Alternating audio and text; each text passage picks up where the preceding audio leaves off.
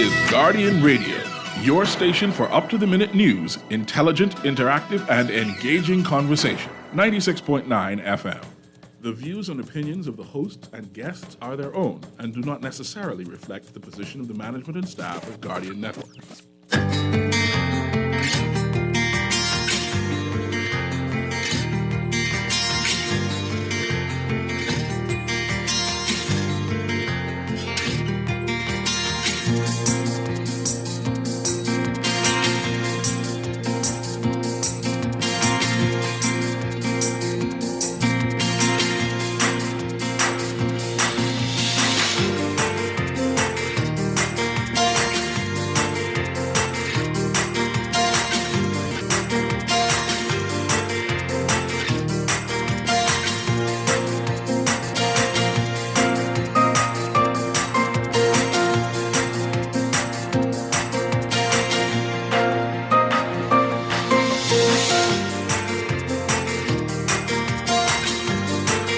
Good morning.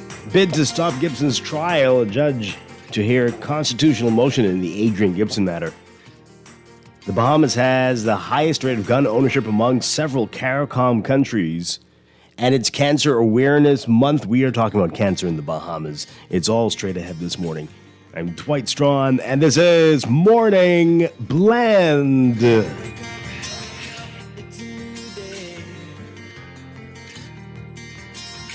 Wake up, it's a new day.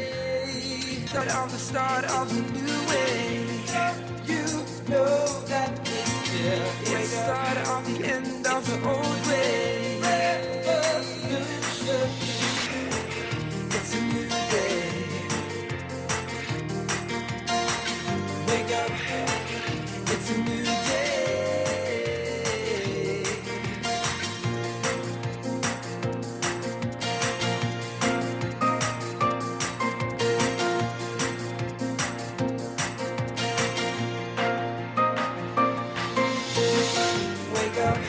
Good morning again, Bahamas. It is Tuesday, May 9th, 2023. This is Morning Blend on Guardian Radio 96.9. Again, I'm Dwight Strachan. Also this morning in Morning Blend Business, we are getting preview of the upcoming Power Breakfast that the Bahamas Chamber of Commerce is putting on. Pete Bell. That's all straight ahead, but first, it's time for the Overnight, the latest breaking news from while we're sleeping, and the top national and international headlines this morning.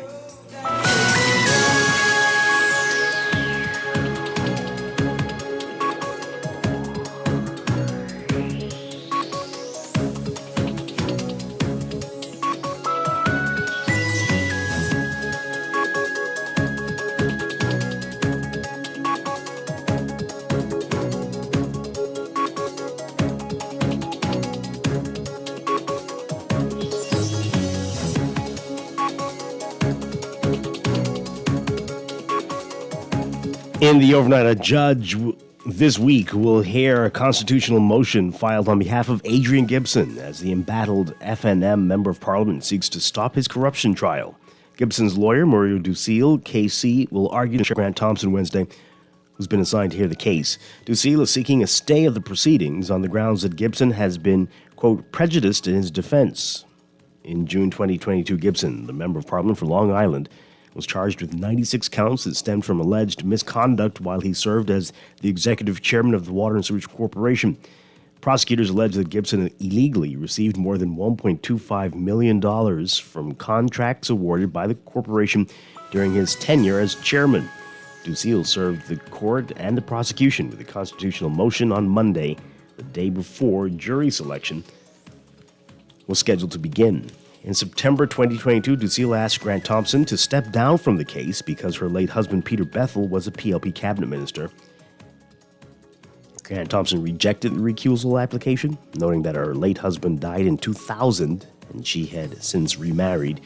Gibson is charged with former GM Rashay Gibson, his cousin, Joanne Knowles, Jerome Missick, and Peaches Farquharson.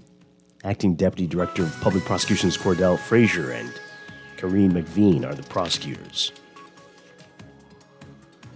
The coroner's inquest into the 2021 death of Azario Major getting underway on Monday. The 31-year-old was shot multiple times by 4 police officers after he allegedly pointed a gun at them while in a rental car outside Woody's Bar on December 26, 2021. While testifying at the inquest, Azaria's father, Frederick Major, said he bought the car in which his son was killed from Virgo Car Rental days after the incident. Upon examining the vehicle, Major testified that he and his family were shocked to see that the entire car wasn't riddled with bullets. Major said the gunshots were focused towards the driver's door. According to Major, he brought in from California to examine the car, which is now being held in storage. Kevon Maynard, who represents the officers involved in the shooting, asked Major if his son had a history of mental illness. Major said his son was, quote, never diagnosed as insane. However, he said his son smoked and, quote, it didn't agree with him. He testified that his son had no previous history of violence and had never been charged before the courts. Now, the purpose of the inquest is a fact-finding inquiry. It's not a trial, and the officers have not been accused of any wrongdoing. The inquest is being heard by Acting Coroner Cara Turnquest DeVoe and a 5-member jury. 2 boys born in the Bahamas out of wedlock, whose father is said to be a Bahamian and whose mother is a Haitian, deported to Haiti years ago despite the fact that they were joined to a Supreme Court citizenship challenge, and their attorney, Wayne Monroe KC, had obtained an injunction blocking their deportation.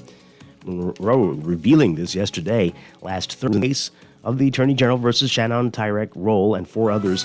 The final appellate court determined that individuals born in that category are Bahamians at birth.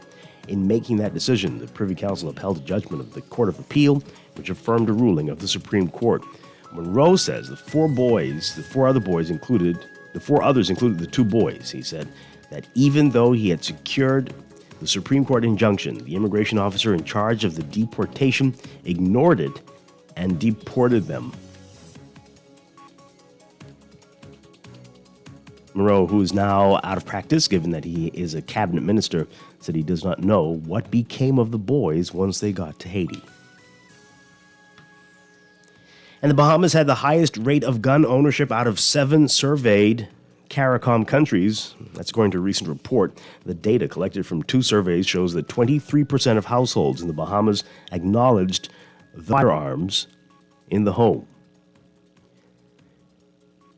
That report, Weapons Compass, the Caribbean firearm study, noted that the results suggest that Haiti has the lowest level of households with firearms, with just 2.3% of surveyed households acknowledging the presence of guns, followed by Jamaica. The Bahamas had the highest rate of gun ownership,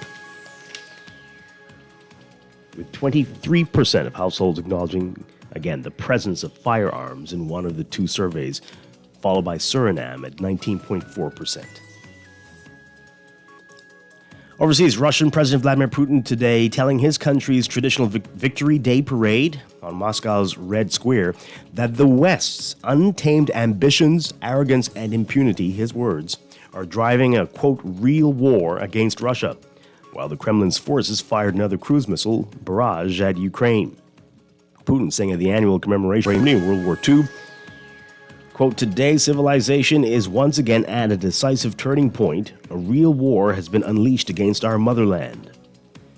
Putin's remarks coming just hours after the Kremlin's forces fired its latest barrage of cruise missiles at Ukraine, which Russia invaded more than 14 months ago in what it officially refers to as a, quote, special military operation. Ukrainian authorities say air defenses destroyed 23 of the 25 missiles that were launched. The Air Force said that in a telegram post that 8 Caliber cruise missiles were fired from carriers in the Black Sea toward the east and 17 from strategic aircraft. Putin has repeatedly framed the war in Ukraine as a proxy conflict with the West. The Kremlin's official narrative of the war depicts an existential battle with the West, which, in Moscow's view, is merely using Ukraine as a tool to destroy Russia, rewrite its history, and crush its traditional values. Media coverage of the war.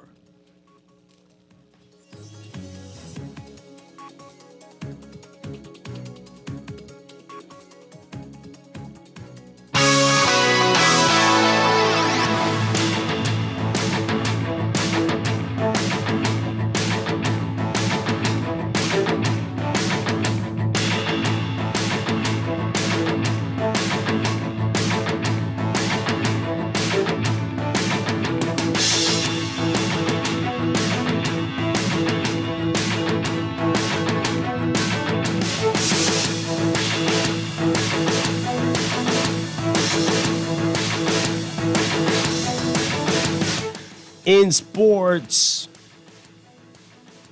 a great start for Team Bahamas at the CONCACAF Beach Soccer Championships after coming up short in its previous two matches against them. As the Bahamas rallied Monday night to turn back the visiting squad in a sudden death penalty shootout to wrap up the first day of action in the CONCACAF Beach Soccer Championships. The regional beach soccer tournament is ongoing and will run through Sunday at the Beach Soccer Stadium at Malcolm Park at the foot of the Sir Sidney Poitier Bridge.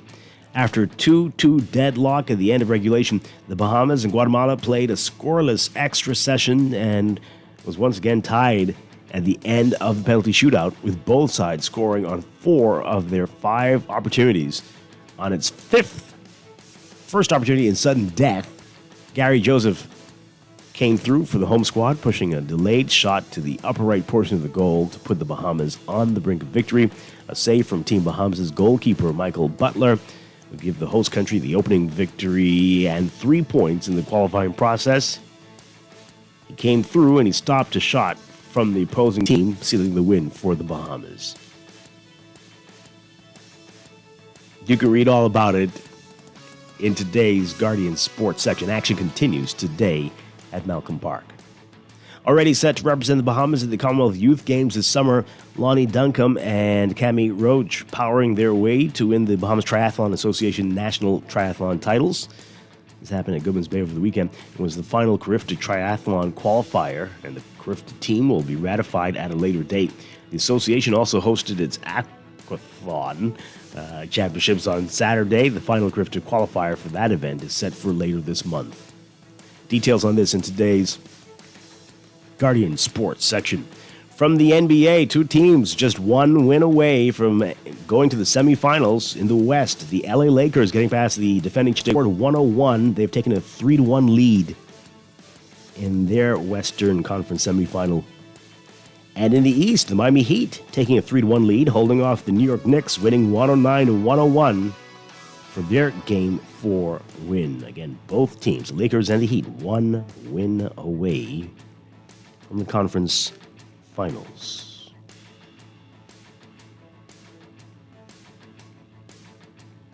That's sports, and that's the overnight. Time for your first look at weather.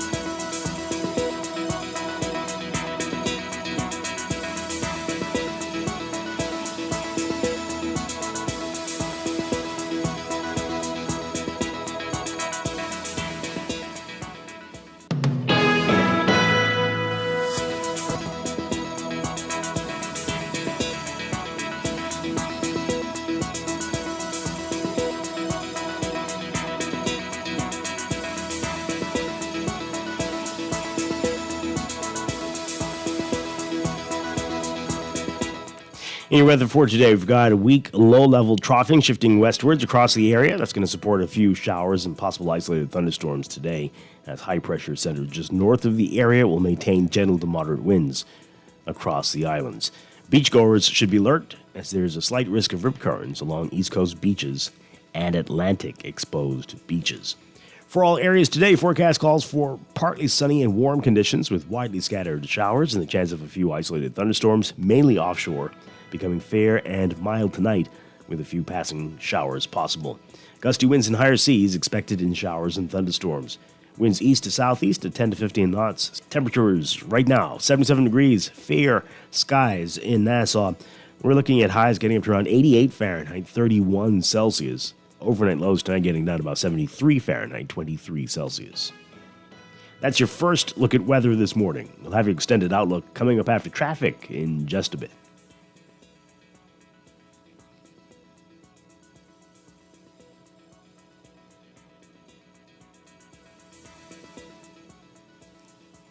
You are listening to Morning Blend. When we come back, we're discussing the day's top stories right here on your home for fresh news and smart talk all day. Guardian Radio 96.9.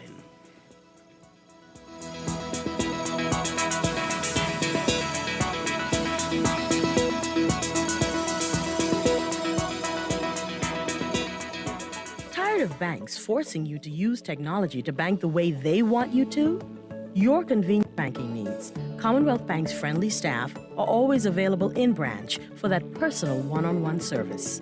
But when you choose technology, our online and mobile banking app offers you state-of-the-art functionality. The choice is yours. Commonwealth Bank. Bank the way you want. The Access Accelerator Small Business Development Center is here to help small businesses throughout the entire Bahamas. To better serve you, we've made it easier to contact us. Call 461-7232, WhatsApp 359-0626 or 359-2394, email helpdesk@spdcbahamas.com, or submit a ticket when you visit our help center at accessaccelerator.org. The Access Accelerator, empowering small business. At Doctors Hospital, our lamp just got brighter. The Loyalty Advantage membership program now has from lamp prepaid with free prime care visits and service line discounts, lamp insured with copay waivers and zero upfront collections at the ER and inpatient services, or our new Lamp Access, a free plan that offers 10% off lab, pharmacy, and imaging. Lamp has a plan for everyone. To sign up, visit our website or give us a call. Doctors Hospital, trusted and best care now.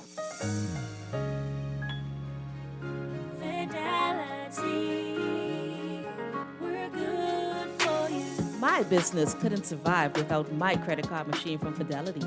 It's fast, convenient, and my clients love it. My sales increased, and I can track my earnings. Get your credit card machine from Fidelity today. Call 356-7764.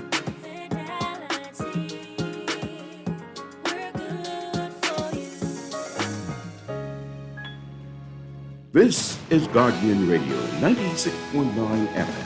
Fresh news, smart talk. It's a new day. Wake up, it's a new day. It's the start of a new way. You know that it's the start of the end of the old way. Wake up, it's a new day. Wake up, it's a new day.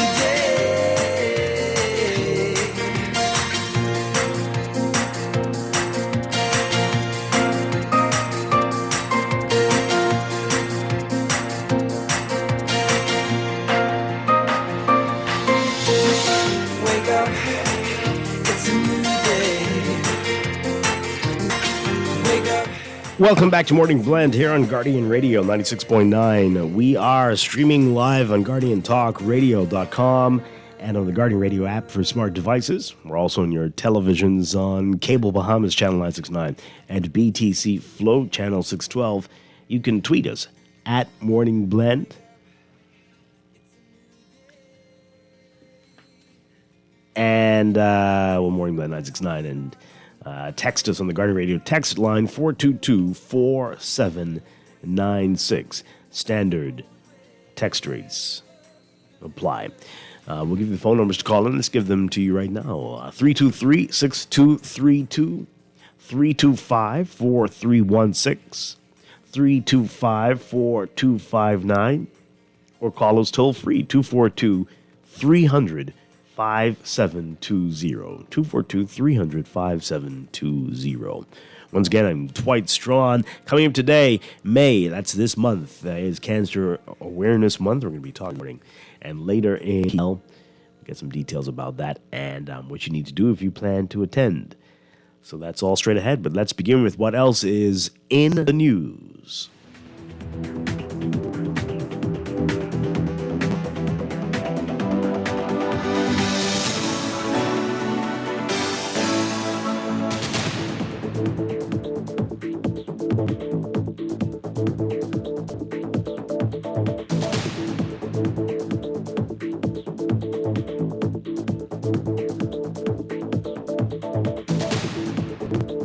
And in the news, just want to say Team Bahamas off to a good start with the CONCACAF Beach Soccer Championships going on right here in Nassau. Day one yesterday. Action will continue this afternoon. Team Bahamas plays every out there and support them. I'm sure they'd appreciate it. And they beat Guatemala yesterday in sudden death penalty shootouts. That's always very good. Again, the whole region, including the U.S. and Canada, taking part in this. So exciting afternoon and evenings at the park. So the big headline in the Nassau Guardian, though, bid to stop Gibson's trial. This is Adrian Gibson and his corruption trial. And his lawyer, Mario Ducil KC, arguing that this matter has been prejudiced. You can pick up today's paper to read all about that. He's going to Ducil file that. Well, they're going to hear this motion tomorrow, Wednesday. And in the coroner's court, and a lot of people have been interested in this, the inquest has begun in the Azario Major matter. You can read about that in the Nassau Guardian today as well. Now, this story here has caught my eye. This is on the front page of the Guardian. We talked about this a lot last week with the Privy Council's ruling, and this is heartbreaking here. Mark Candia Ames writing about this. 2 boys born in the Bahamas out of wedlock, whose father is said to be a Bahamian and whose mother is Haitian, were deported to Haiti years ago, despite the fact that they were joined to a Supreme Court citizenship challenge, and that their attorney, Wayne Monroe KC, had obtained an injunction blocking their deportation. Monroe revealing this yesterday. So they were at the heart of that case that went all the way to the Privy Council, and yet they were deported.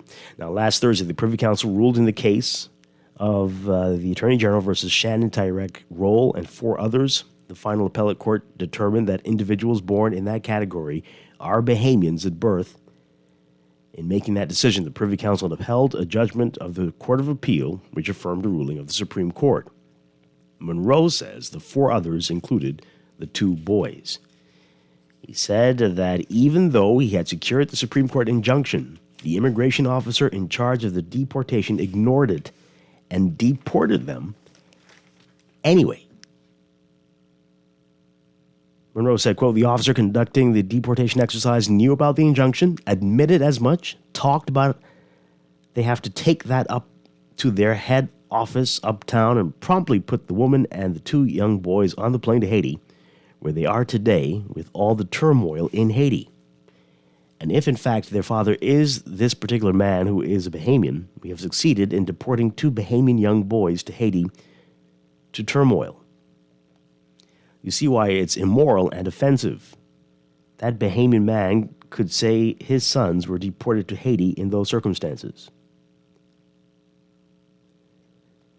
Monroe, who is now out of practice, given that he is a cabinet minister, says he does not know what became of the boys once they got to Haiti. Had they been kept in the Bahamas while the case was outstanding, they would now have been able to stay in the country permanently, assuming paternity was proven. Monroe says it only makes sense to assimilate individuals in this category, not ostracize them.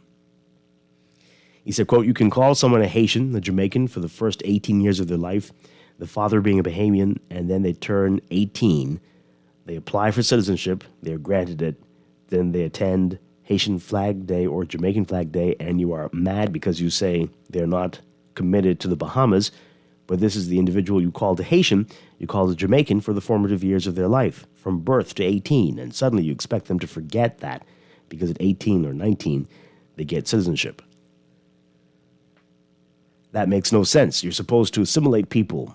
So someone is born here who's going to end up getting citizenship at 18, 19. Why would you not make them firmly, in their mind, Bahamian and only Bahamian?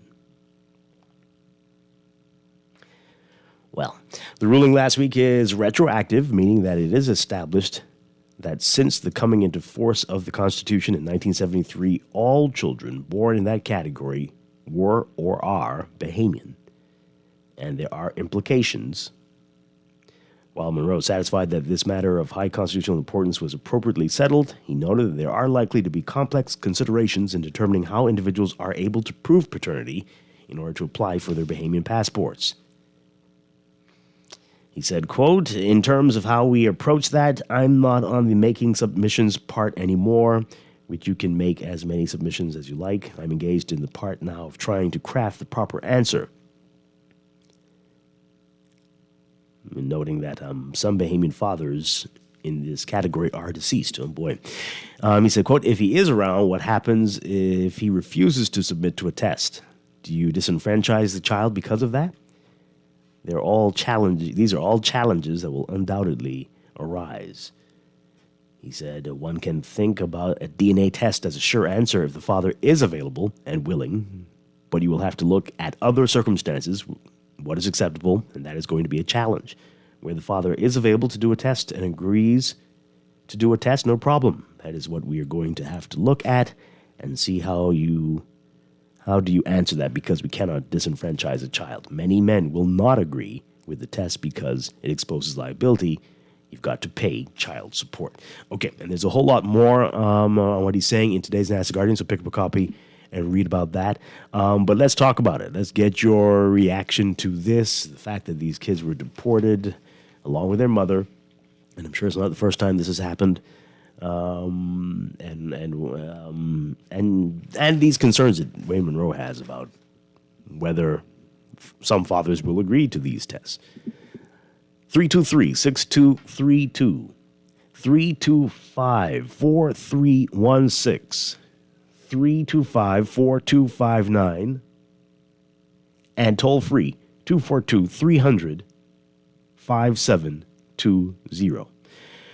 Okay, let's go to the text line, and again, you can call in. This person says here, question, do you know if anyone was, oh boy, okay, this is out of nowhere. Well, Okay, they're asking about the BTVI presidential search. Do you know if anyone was chosen? I have not heard about that. And they were searching a few months ago, but that's a good question. We'll follow up on that one. But okay. This person says here, we all know injunctions in the Bahamas are meaningless. What now? Wasn't there an injunction preventing construction of shantytown homes? And even, okay, I don't know why you would bring that up. I mean, and even after ignoring the injunction, the court ruled the homes cannot be touched. It's not quite how that went, but this is a less complicated issue than that one, right? Involving fewer people. And so this is one that shouldn't, and this was like a blatant disregard by a law enforcement official. So I think it's a slightly more egregious, right? This is like a blatant disregard. I mean, that was as well, but you know what I mean. I think you know what I mean. Do you know what I mean? Anyway. Okay. This person says here, good morning. All that reading is silly. Okay, Haitian parents teach their own kids that they are Haitians born in the Bahamas. When will you all get it? They don't have no love for Bahamians or our culture. Well, perhaps as Wayne Monroe is suggesting, that because of the way they are treated. I mean, right? When the country of one of your parents' birth is a derogatory term, that's not going to be pleasant. Huh? Yeah. All right. This person here says, I thought people who found themselves or their children in that situation after 1973 were supposed to register themselves and their children.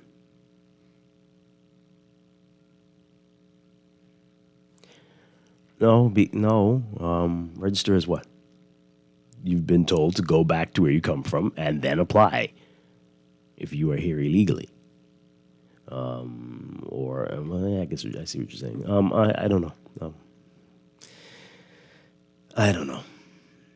I mean, their mother was here illegally. I don't know. I don't know all the details of the story. Perhaps their mother was not here illegally. And you remember the nationality of your mother?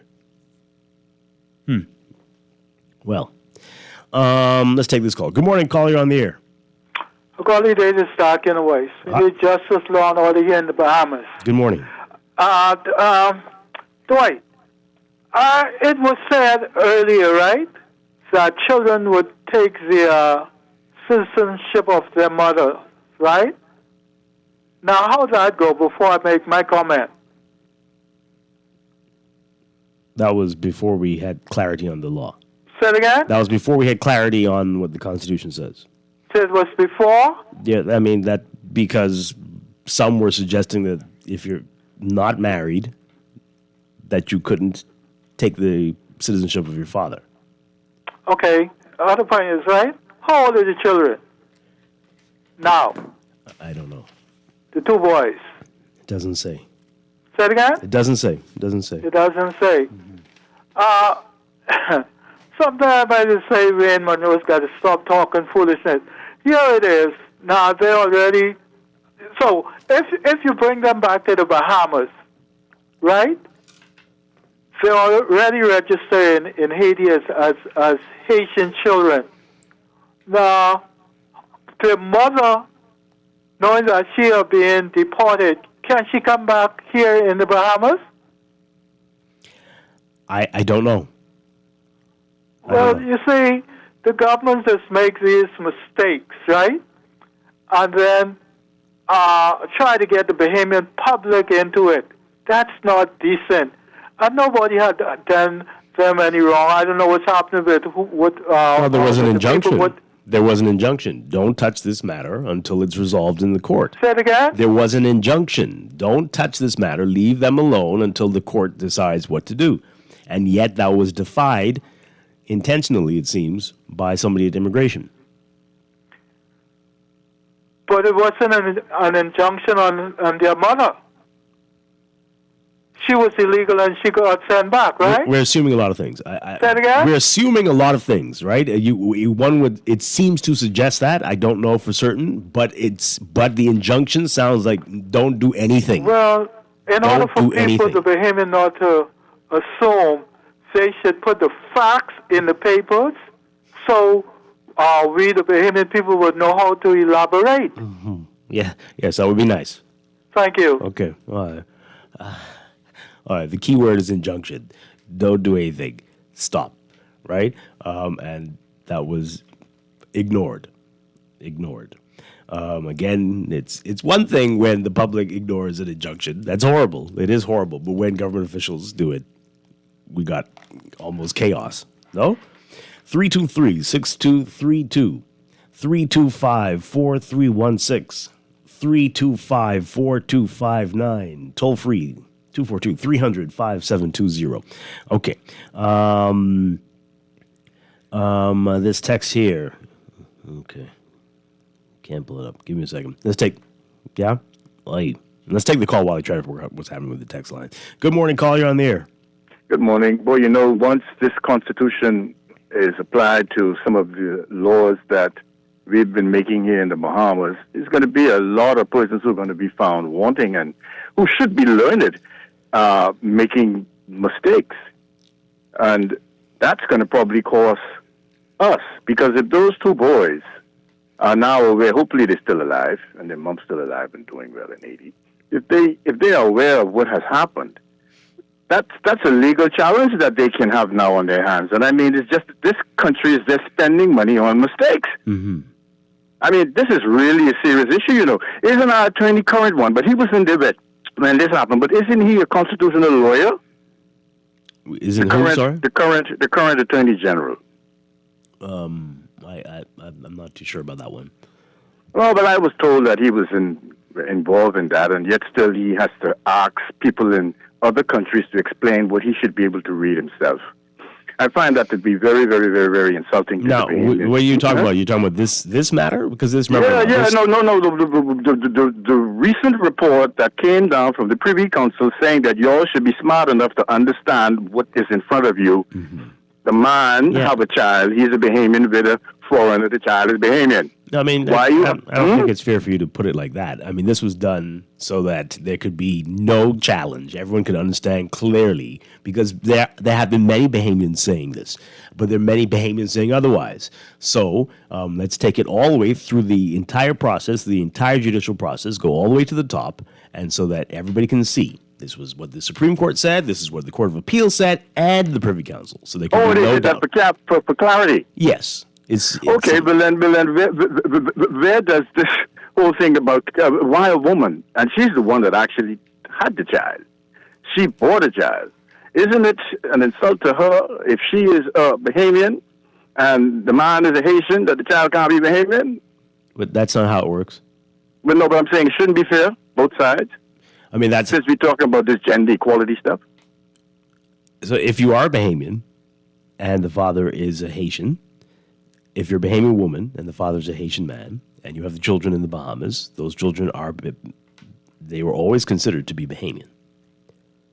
Oh, but I thought they had a right to apply. No. Oh, I didn't know that. So this is what we're saying. So there have been all these differences depending on your gender and your marital status. Everything is different. And so that's why we don't complicated, have equality. So that's what we've been trying to do with these referenda, to make it equal across the board for everybody. Okay. It is, right? Because you have to really think before you answer everything. And why is it like this? What are we trying to prove? Right. Yeah. Okay, Dwight, thanks, man. At least we can get some clarity eventually when we challenge this Constitution and then see if we can figure out the mistakes that were made by persons who were being paid to represent us. And somehow we need to have them come up and pay for all of these liabilities that we may be saying from these children who are Bahamian. Okay. All right. All right. Thank you very much. A texter saying the same thing. Smells like a lawsuit for wrongful deportation to me. Yeah. This person says here about Bremen, I guess, his concern is whether the mother can come back as opposed to the fact that the government deported 2 citizens to a foreign country. Our priorities are mixed up bad. Well, I mean, I guess he doesn't want the mother to be separated from her children. Boy. Let's take this call. Good morning. You're on the air. Good morning. How you guys? How you doing? Doing well. Listen, I am, as a layperson, I'm not a high-powered attorney or whatever in the country, but as a layperson, it seems to me on the ground that there's 2 laws in this country. It seems to me that they had a injunction as relates to building, and they still went ahead and built, and we have a judge that said, they can't touch it because the people apparently didn't know they weren't supposed to build. We had an injunction here where apparently they said you can't touch the kids but someone still touched the kids and sent them whatever, allegedly, or they did. But it's a big uproar. I'm saying, as a layperson, it's almost like I'm confused in terms of, I know it's not apples and apples, but it's almost telling me like, buddy, there's 2 laws in this country. I don't know how you see it, but I'm saying. I don't think there's not yet. This is breaking. This is a new development. We did not know this. So there's no uproar. I don't think there will be uproar. Actually, I don't think sadly, a lot of people won't care. But who's not going to care? I'm saying, you'll see. Well, I don't know. I'm simply saying, watching what's going on, and we seeing blatant things happening and people building and all this stuff and everyone ignoring it like, oh, it's nothing. Yes. But if I do the same exact, to me, can you understand like how crazy this is madness. Everybody's it seems so many people are breaking the law and there are few consequences. Right. Anyways, I'll hang up and listen. Yeah. That's crazy. It is frustrating. It is definitely frustrating. Thank you so much. Appreciate it. Okay, let's get to some text messages and we'll get back to the calls. This person says here, Wayne Moreau is being irresponsible and reckless until DNA is established, which should be those boys are Haitians. I don't think... How is he being irresponsible and reckless? There was an injunction not to deport that was cleared up. Right? And yes, we will need the DNA test, sure. But there was an injunction. They were named in this matter. This person says here, finally, Bahamian citizenship settled. This is a wonderful road to 50 accomplished. Well, sort of. We're getting there. This one says here, register as being here before independence and would like to become a Bahamian. This is different from illegal migrants. Okay, sure. Another text. Until government officials and law enforcement are made to pay for their decisions that cause taxpayers money, that whole appeal and the upcoming settlements from it should fall on each PM and Minister of and the Minister of Immigration. The country is insane how we literally pay for any mistake these characters make. No wonder other nationals are running circles around us. Okay. In the situation when the father is a Bahamian and the mother is an illegal, the father is refusing to do a DNA test in hopes of evading child support, then should the children be deported with the mother because is the state going to take them on as wards because them being now Bahamian does not change the status of the mother? Well, this is what Wayne Monroe is talking about, right? How complicated this can get. And, yeah, if people are refusing, that is going to be a major challenge. Let's take another call. Good morning. You're on the air. My name's Dwight. Dwight. Good morning to the wider Bahamas. Hi, good morning. Yeah, Dwight. And if we was to actually move what is called competent governance, where men have the testicular fortitude and women have the ovarian audacity to do what is necessary, you'll be surprised at the defects that we have in this country and the ones that we can fix. You'll find out that there's many people who are citizens that shouldn't be, and maybe many people who have been removed who should be.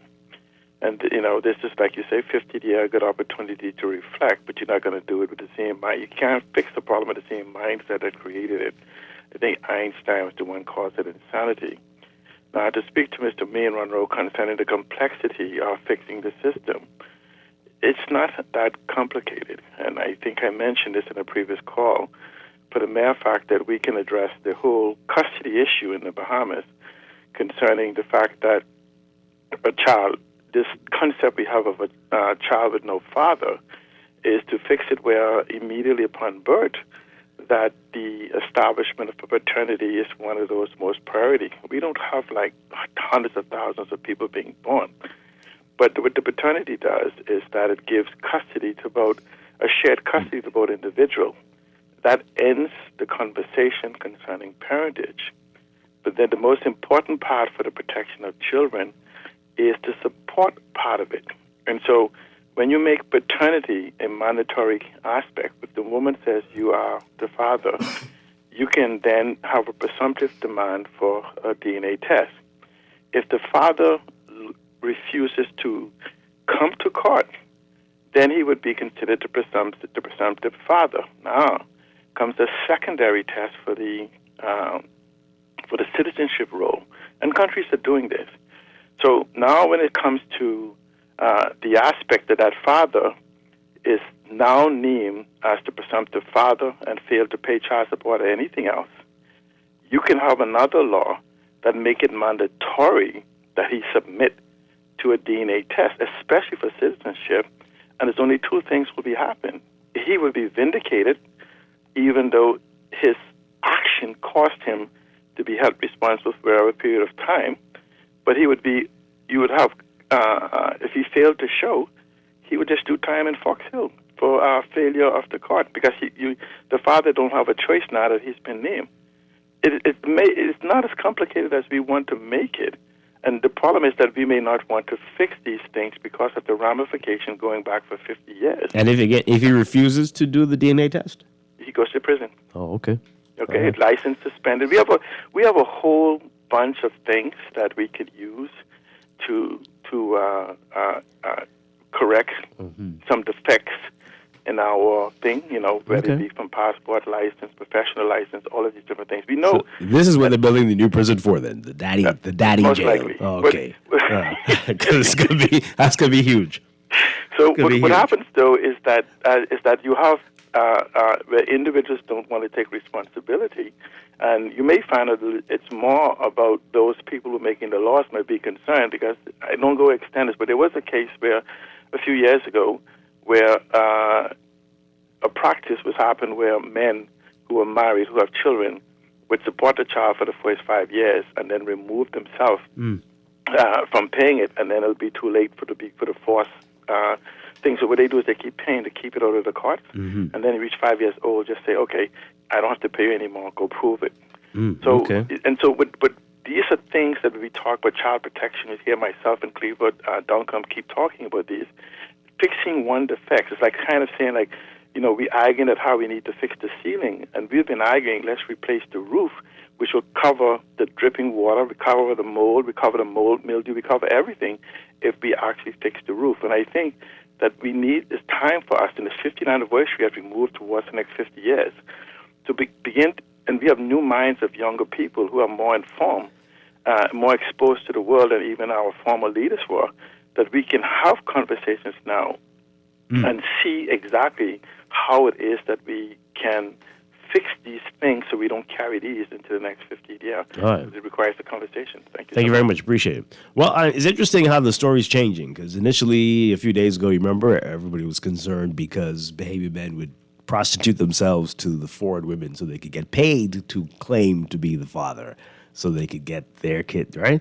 But now that child support is brought up, Now everyone's going to be running from DNA tests. Okay, interesting. Let's take this call and we got to take a break. Good morning, caller. You're on the air. Good morning, Dwight. Hi. Yeah, I just want to concur with C. Allen, and in respect to Wayne Monroe's comment, if you would read the Privy Council ruling, they did stress that paternity would have to be established. Mm-hmm. So if you listen to Wayne Monroe's comment, he is indicating outside of paternity being established that once the child is born in the Bahamas out of wedlock by a Bahamian father, but who is presumed to be the Bahamian father, he is automatically a Bahamian. That is not true. Now, until we start with establishing paternity, what if, just say, if we use Wayne Monroe's theory, what if a man walk in there, presents 5 birth certificates every 2 months? What are we going to do? Just give them citizenship? Just make people regularize people without establishing the highest standard of paternity? How does that work? Mm-hmm. So don't mind Wayne Monroe talking nonsense. And when you look at what we've been doing over the years, Dwight, if you would read the Nationality Act in Section 5, it states that the minister, once a person becomes of full age, and he can grant citizenship, which is unconstitutional. And when we challenge this at the Privy Council level, we're going to win, because successive government over the years have been giving out citizenships and ignoring Article 13 of the Constitution, which speaks about renunciation. See, we don't have a system set up in the Bahamas where we give dual citizenship. And if a child is born out of wedlock to a foreign parent, they takes on the nationality of the parent. That's how it works. We know this. But until DNA is established, until paternity is established, the child remains the child of the mother. Now, and this shouldn't be a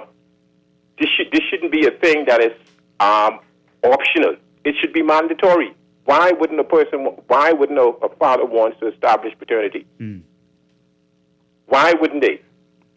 This is a great question. To address this issue, and Sean McCready made a comment, but I've yet to hear you play that. But he said something very interesting. He said, we know the situation when it comes to JPs and these affidavits. They opens up the situation for fraud. So we should give, in order to address the concerns of taxpayers, see, we need to establish how many beds, how many hospital beds we have, how many classroom space we have.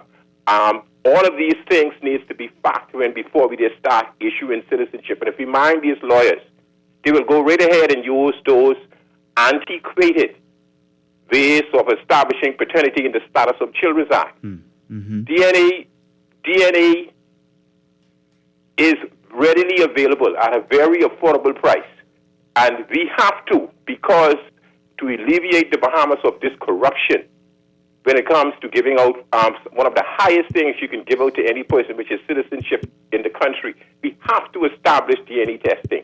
Why wouldn't we want to do it? And I can guarantee you, these politicians will come up with all sorts of excuse as to why DNA testing cannot be established or shouldn't be used. And we can go right back to these crooked JPs issuing out affidavits like candy and resulting in this country being overpopulated and creating all sorts of chaos going forward. You watch it. Okay.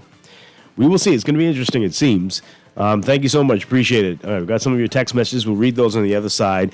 And I'm going to talk a little bit about what Fred Mitchell said this week as well about it being time for a Bahamian head of state. Well, I've been saying that for years, but anyway, that's fine. We'll get to it. This is Morning Blend on Guardian Radio 96.9.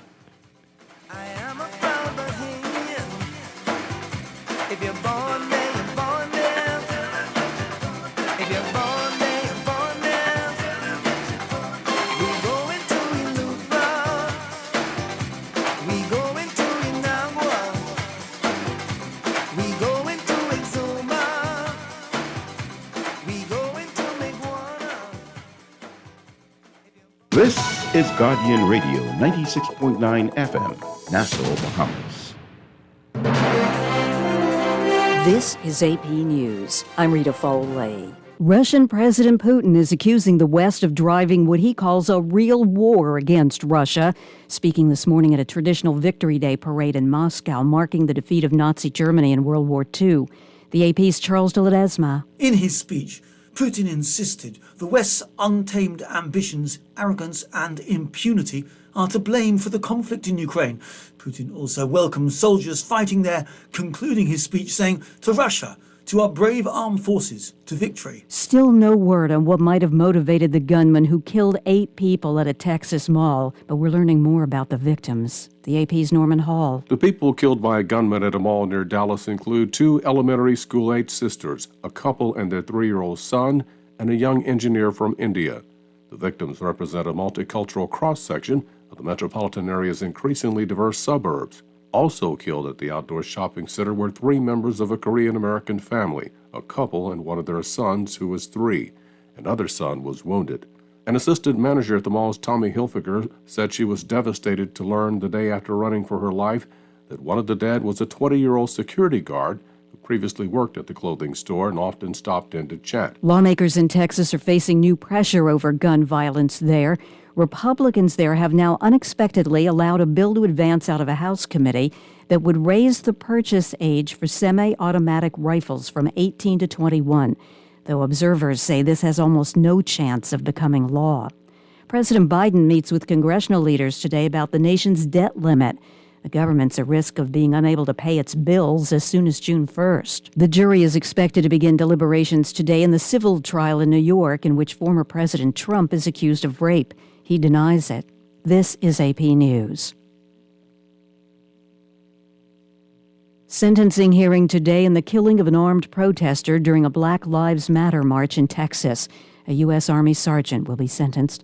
The AP's Donna Warder. Daniel Perry faces up to life in prison for shooting and killing 28-year-old Garrett Foster in April of 2020. Perry was working as a rideshare driver when he claims he was trying to get past a crowd blocking the street, and Foster pointed a rifle at him. Perry says he shot Foster in self-defense. Foster was legally carrying an AK-47 rifle through downtown Austin, and witnesses say they never saw Foster raise his weapon. After the trial, the court unsealed dozens of pages of text messages and social media posts from Perry, one saying, quote, "It is official.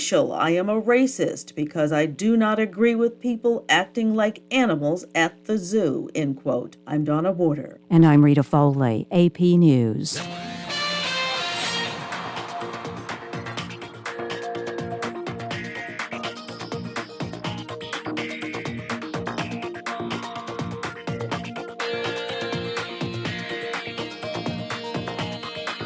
$7:41 the time. Time for your first look at traffic for the morning, brought to you by RBC. Discover mortgage ideas shaped around you.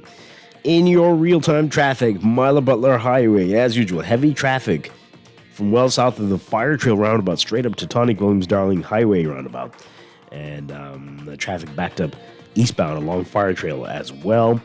Tonic Williams Darling Highway seeing some heavy traffic westbound to that roundabout, and even eastbound to the roundabout as well. So that whole area just looking not pleasant so far this morning. Over on Glaston Road, slightly better scenario for you. Just north of Fire Trail, you see that traffic in front of you heading toward JFK Drive. Building traffic on Carmichael, though, westbound to Coral Harbor Road and Blue Hill Road at certain spots looking busy near St. Vincent, near Carmichael, and just north of Soldier Road on the way to Independence Drive. Soldier Road eastbound toward the intersection with East Street. Seeing some congestion there. And East Street between Soldier and the roundabout with East West Highway looking busy northbound this morning. Elsewhere on Eastern Road, heavy traffic from just about San Souci straight up to Johnson Road and Prince Charles Drive near Elizabeth Estates, near the intersection with Fox Hill and on the way to Beatrice Avenue. Soldier Road also busy for you north of the Prince Charles Drive, Robinson Road intersection on the way to Bernard Wolfe and Village, the intersection there. So those are your hot spots right now. We'll have another update for you after the 8 o'clock news. Morning Blend traffic brought to you by RBC. Visit rbc.com/Caribbean/home story to start your mortgage story today.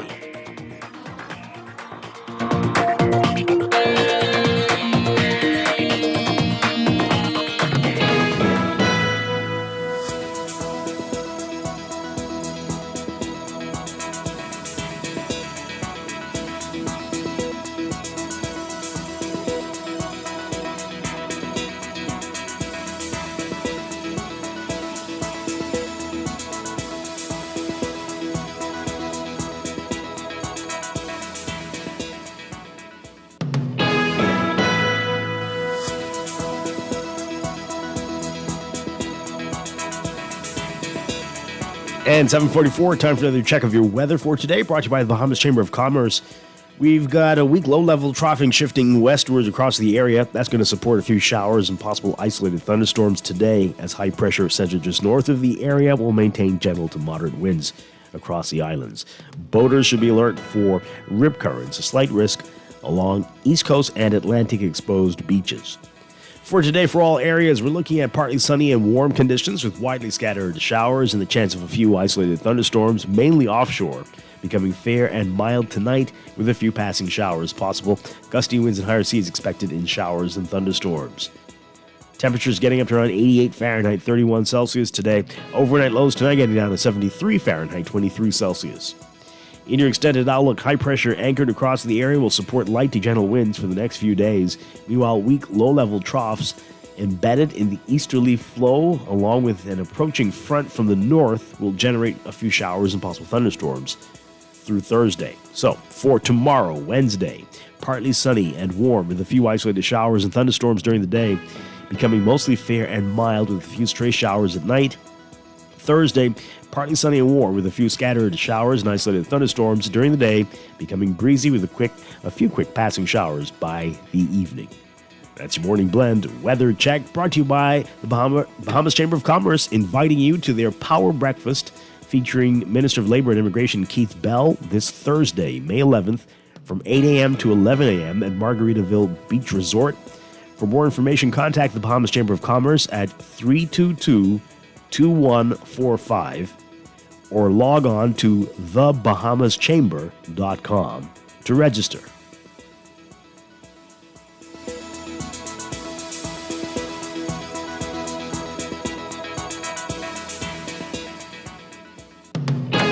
Everybody's idea of home is different, so every mortgage should be unique, shaped around you, flexible to move and change as you do.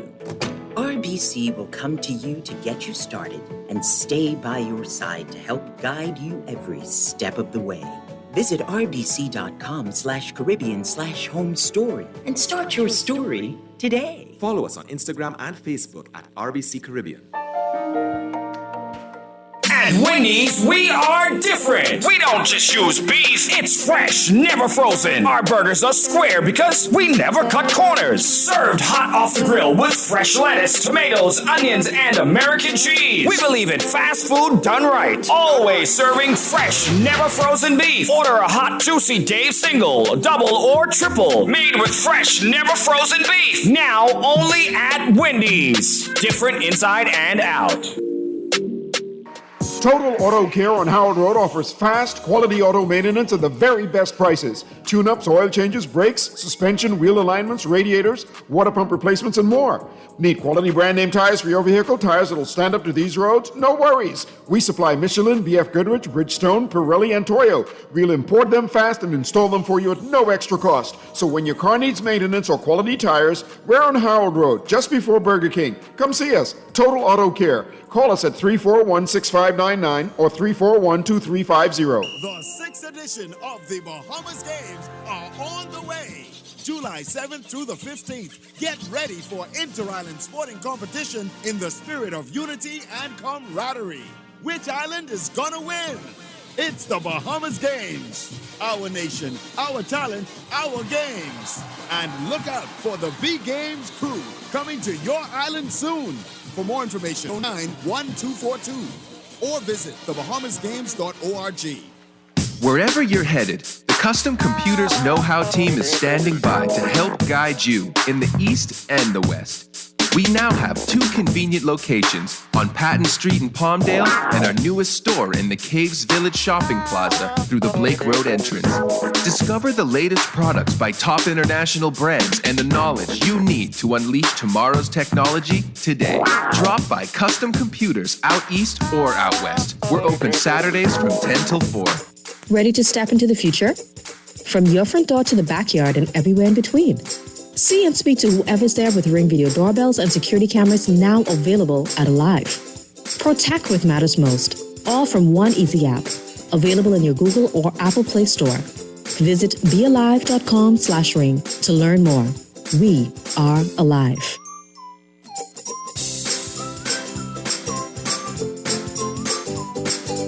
Ready to save? You can put $100 into the CFAL Savings Express Plan and make sure your money keeps growing. Earn interest on your savings while you're sleeping, eating, or standing in line at the bank. Ready to invest? Start by putting $1,000 into our mutual funds and earn interest there too. Because at CFAL, your interest is our interest. Visit CFAL.com to start now. CFAL, growing wealth for future generations of Bahamians. People, what you thinking? We want something different. People, what you wanting? We want local government. I can tell them no more slunking. We want see it function. I can tell them no more joke. I forgot. Going down Blue Hill Road, going down Village Road, going down Nassau Road. We want local government. We want local government. Fix the roads, we want local government. Share the love, we want local government. We got call for local government. Sign the petition and find out more information at risebahamas.net. This is Guardian Radio 96.9 FM. Fresh news, smart talk, all day.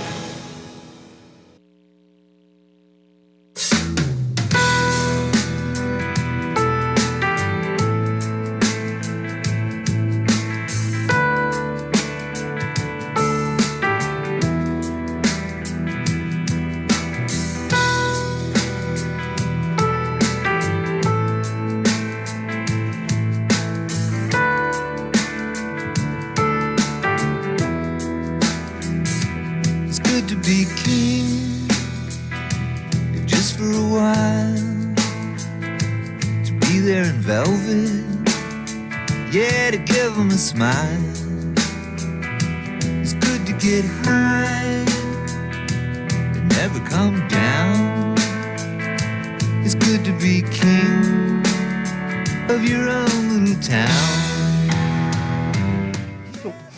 We'll see. Welcome back to Morning Blend here on Guardian Radio 96.9. Dwight Strong with you on this Tuesday morning. Okay, so we're going to talk about what Fred Mitchell is saying about it being time for Bahamian head of state. And we'll get into that in just a second. I just want to read some of your text messages. By the way, the earlier texter was asking about the BTVI presidential search. So I'm being told that the search was completed and a recommendation was sent to the board. But we will have to wait to see what comes out of that. Yeah? Okay. All right. So I'm going to read your messages and then we'll get to Fred Mitchell. This person says here, constitutional motion options seem to be the go-to for parliamentarians only. Never seems regular. The regular route for regular people must be the money. I'm sure it is not cheap. I'm sure it's not. Others have tried it, but yeah. This person says, Brayman is right. We are worried about the injunction not to deport the boys. Wasn't there an injunction for these people not to build any more houses? Then we worry about being sued. Who is suing them for breaking the law and going against the injunction? Something is wrong with this picture. It's all wrong. All of them. It's everybody who breaks an injunction. It's wrong. Okay. This person says, what happens to me or you when we violate a court injunction? Oh, my goodness gracious. How is it nothing happens when a government official does it? Where is the personal responsibility? Well, we will see. We'll see, right? That's up to us, too, right? You have to demand that something happen. I feel like you're missing. Okay. Oh boy. This person says here, are you guys sure the father is a true Bahamian or just someone who obtained papers stating that the same? We have a lot of people among us with illegal documents which they've purchased, and this practice needs to stop. Okay, Dexter. I mean, that's a problem. Mm-hmm. I mean, you're talking about a specific case, or in which one are you talking about? Or the case that was before the Privy Council? All right. Please stop saying Haitian like they're the only foreigners in this country having children. It sounds bad. Well, I'm not the one saying it. You mean to the people of the country who are only, it seems, concerned about Haitians and maybe Jamaicans? That's what people have been trying to say. There are others, yes. Mm-hmm. This person says here, what I'm speaking of is in the Constitution under Chapter 2, people who were registered on the 9th of July 1973 that were living in the colony of the United Kingdom before independence. I don't know. What is the point? Okay.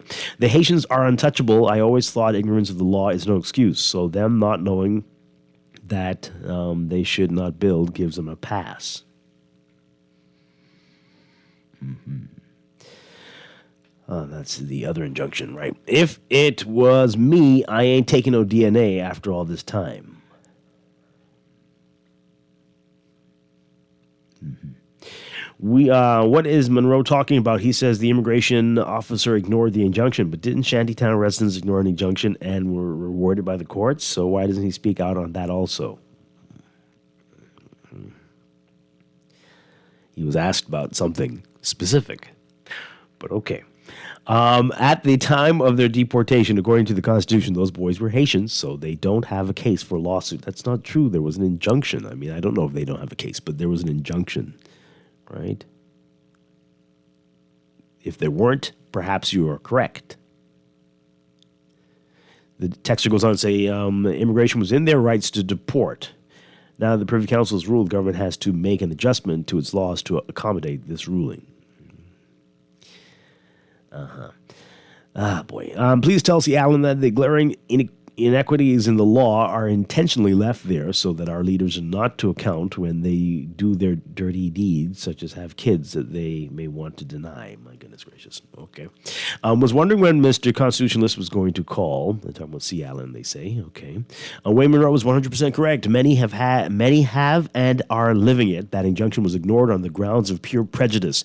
I'm sure if those boys and their mother were of a whiter hue, this wouldn't have happened.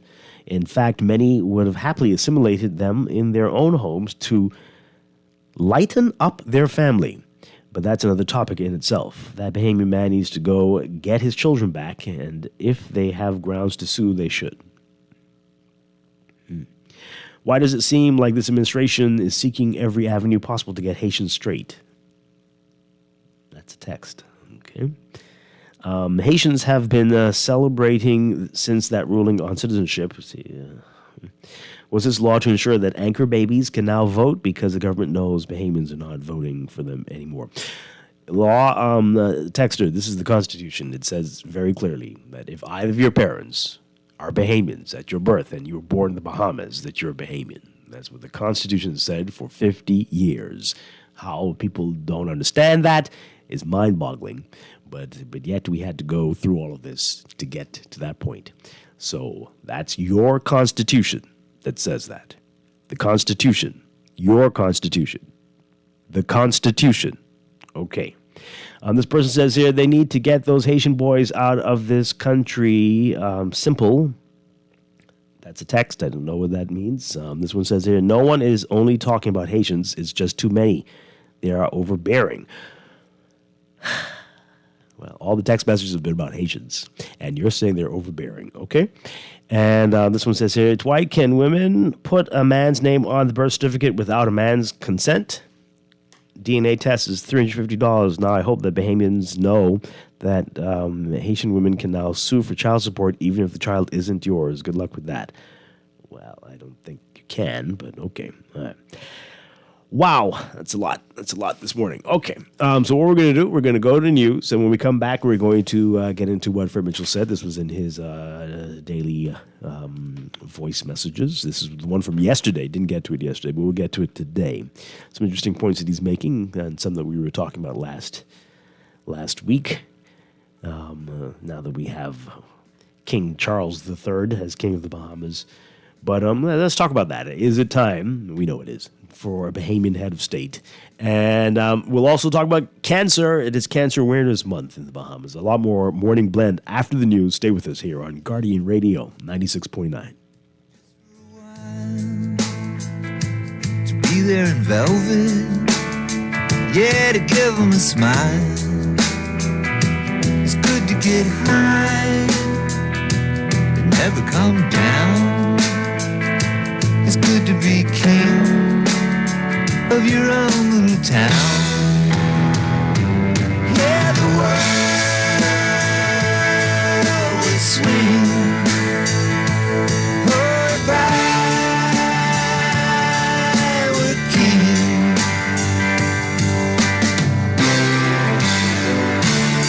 Can I help it if I still dream time to time? It's good to be king.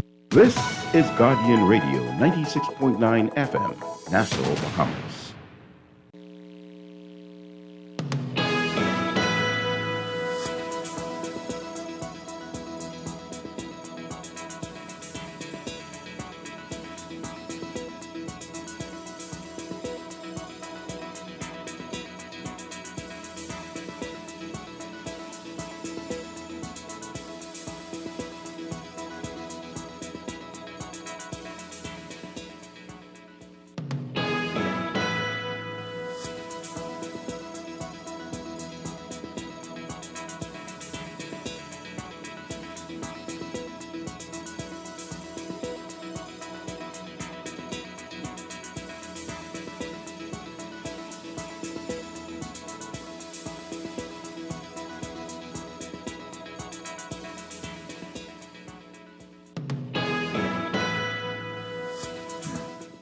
Welcome back to Morning Blend here on Guardian Radio 96.9.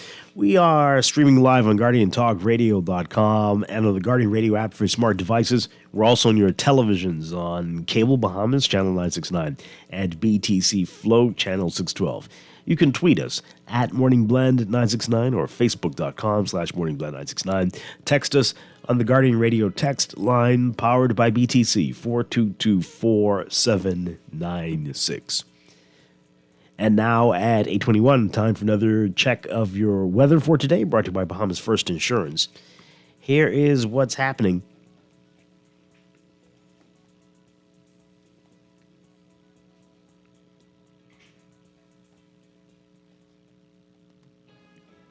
We've got weak low-level troughing that's shifting westwards across the area. That's going to support a few showers and possible isolated thunderstorms, as high pressure centered just north of the area will maintain gentle to moderate winds across the islands. Beachgoers should be alert due to the risk of rip currents along East Coast and Atlantic exposed beaches. For all areas today, look for partly sunny and warm conditions with widely scattered showers and the chance of a few isolated thunderstorms, mainly offshore, becoming fair and mild with a few passing showers possible. Gusty winds and higher seas expected in showers and thunderstorms. Temperatures today getting up to around 88 Fahrenheit, 31 Celsius. Overnight lows tonight getting down to about 73 Fahrenheit, 23 Celsius. In your extended outlook, high pressure anchored across the area will support light to gentle winds for the next few days. Meanwhile, weak low-level troughs embedded in the easterly flow, along with an approaching front from the north, will generate a few showers and possible thunderstorms across the islands through Thursday. So for tomorrow, Wednesday, partly sunny and warm with a few isolated showers and thunderstorms during the day, becoming mostly fair and mild with a few stray showers at night. Thursday, partly sunny and warm with a few scattered showers and isolated thunderstorms during the day, becoming breezy with a few quick passing showers by the evening. That's your Morning Blend weather check. Brought to you by Bahamas First. Visit firstonlineinsurance.com and select a Bahamas First agent to purchase, pay, or renew your car or home insurance 100% online, or just stop by any Bahamas First agent. Bahamas First, celebrating 40 years, is the first Bahamian general insurance company. What's first for you comes first for us.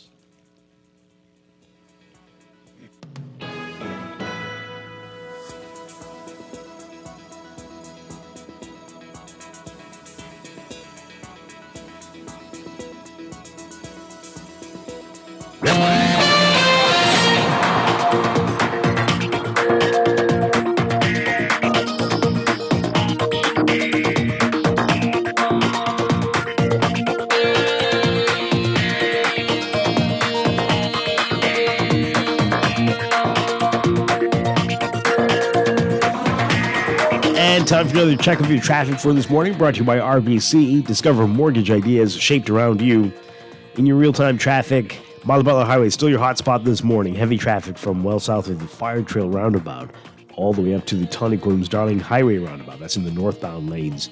And the traffic is backed up along Fire Trail as well. That's eastbound. And on Tonic Williams Darling Highway as well, westbound to that roundabout. Further up at the six-legged roundabout, you're going to see traffic there as well. Northbound, eastbound on JFK Drive, and southbound on New Providence Highway. And even a bit exiting the roundabout if you're heading onto University Drive. And then we've got Saunders Beach, West Bay Street eastbound. Heavy traffic moving into that roundabout with New Providence Highway at this hour. Building traffic westbound on Carmichael to Coral Harbor Road. And further east, we've got Eastern Road. As usual, heavy traffic from just about San Susie straight up to Johnson Road, westbound. And Prince Charles Drive, near Elizabeth Estates, near Beatrice Avenue, and especially on the way to Robinson Road, the intersection with Robinson and Soldier. And Robinson, very busy between Soldier and Old Trail. Soldier Road northbound to Bernard and Wolf Road, and Village Road also seeing some heavy traffic. Mackey Street, both directions free this morning. So those areas looking very congested. Good luck to you. That's your real-time traffic and your morning blend traffic alert brought to you by RBC. Visit rbc.com/Caribbean/home story to start your mortgage story today.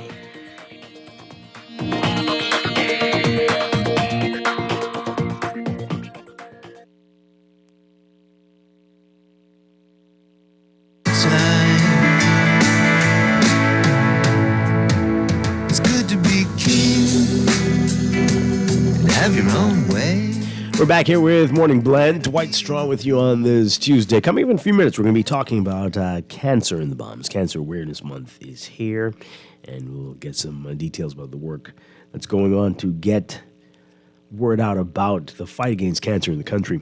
As promised, though, Fred Mitchell, the PLP chairman and the Minister of Foreign Affairs and MP for Fox Hill, he is calling for the country to really examine in light of the coronation, the head of state for the Bahamas. Is it time to move past the British monarch as the head of state? We had a couple of shows on this last week, so I think if you listen to the show, you know where I stand on this. But we should take a listen to Fred Mitchell's voice note from yesterday morning, and then we can discuss. Take a listen. Good morning. This is Fred Mitchell, Chairman of the Progressive Liberal Party, Minister for the Public Service and Foreign Affairs, MP for Fox Hill. Today is Monday, the 8th of May, 2023. So the big crowning party is over, and the ceremony and celebrating is over for now. Now it's back to more normal work. We in the Bahamas are 50 years old. As a nation, that's quite young, and our leaders in 1973 came to an understanding with our colonial masters, the British, not to repudiate the forms and symbolism, and therefore retained exactly the same form of government that existed before 1973. The Constitution that we have now is filled with anachronisms, the idiosyncrasies of the day, where women were considered second-class citizens, and they built into it the soft power of the British governance forms and culture of the 19th century to make it almost impossible to change things today. So you have a situation where an institution which is utterly irrelevant to the life of ordinary Bahamians being supported 50 years later. However, it's probably worth it to debunk some of the myth-making over being king. It is essentially a public servant's job, hereditary though it is, well-financed though it is, but the king has to do as he's told by the prime minister, and for that he gets to drive in a gold carriage. Again, the use of hyperbole to make the point that in some senses, changing the system of government or the Constitution makes not one bit of difference if the people who run the systems don't protect the rules. Sam Huntington, who wrote Political Order in Changing Societies, pointed out that the U.S. system of checks and balances was modeled after the government in England that they overthrew in 1776. Instead of a king, of course, you have a president. And we saw during the Trump era that the president, like the kings of old, could do whatever he wanted to do as long as he was president. He was immune from normal court processes. And the legislature and courts, who were supposed to check him in the U.S., although they could do something in theory, did nothing to check his unbridled power. So where does that leave us today on this 1973 with King Charles III as the head of state of the Bahamas? It is time to have a Bahamian head of state, elected by the people or chosen by the representatives of our people. The state of affairs and the need for change 50 years later is, like Michael Manley used to say, impatient of debate. But even in so-called radical Jamaica, you will hear it said, if it ain't broke, don't fix it. Or, there are some more important things to do than constitutional change. But the stark reality is this. As benign as things look, as the monarchy appears, as unobtrusive and inexpensive as it appears, there has to be something wrong and rotten in the state of Denmark when a European leader is the embodiment of the state of dispersed Africans on far-flung islands in the Caribbean. Someday, some generation will have to fix this. Until then, I guess we'll soldier along as we have, with the obvious staring in our faces, but we will pretend, like Bob Dylan says in his song, that we just don't see. God bless you. God bless the Commonwealth of the Bahamas. And as we hope and pray for constitutional change in our country, it's still across the Commonwealth today, PLP, all the way. We were trying to cut it before that part there. But hey, so let's get your reaction to that. Right, psychologically, I think that's what he's getting at. This really is bizarre, and if you think that it means nothing, it's no biggie. Just listen to the way we talk, the things that people text in, the things that people say, and right, what they value, and what's important, and who's important, who looks important, and right. This has had deep-seated psychological impact on our people for generations. Let's get your reaction, though. Do you agree? We've been saying it. He's saying it. He's been saying it for a little while as well. He's been a little quiet recently, but he's back to saying it. What do you make of it? Is it time, or did you love that so much that you want to... Yeah, you can't wait for William to become your king. Yeah, and George, is that his name? Yeah, you're looking forward to that. What do you think? 323-6232, 325-4316, 325-4259. Tweet us, Facebook us, text us, 422-4796. You can call us toll free as well, 242-300-5720. All right, let's get in some of your messages. This person says here, Dwight, that flag at the coronation was a complete disgrace. That is not our flag. Our flag does not have the colors red. Even the blue and the yellow were off. Who is the government trying to fool? Red? Was it red? I thought it was my TV, actually. It did look very blue, but I didn't see any red. Really? But the blue, that was blue. Oh, well. Okay, that was your biggest problem? The biggest problem, the whole thing. Dwight, why do you subject your listeners to Fred Mitchell with this idiotic and PLP-driven views? What? If you're going to play the PLP chairman, please play the FNM and COI notes as well. Just because? I mean, why would I just, it's time for the chairman. No, I mean, he was saying something. I actually agree with it. Think you all should hear it too. When I say it, it doesn't get on the front page of the paper. But anyway, okay. You think those were idiotic PLP-driven views? I wish the PLP would talk like that. Huh. Sure. Okay. Anyway, this one says, I don't believe Fred will do anything he says. What are you talking about? He's asking for us to do something. See, okay, this is the problem. You cannot see beyond the messenger. That was a very important voice note there. And everybody's caught up in the wrong thing. This is why. 50 years from now, when we are the last of the countries with the British monarchy, even after the UK has abandoned it. Oh boy. This one says here, how did a foreigner become the Minister of Foreign Affairs? What now? What? Okay, this is madness. What's going on? What's happening today? This one says here, I am looking forward to being led by British rule because these black people never know what they are doing and they are corrupt.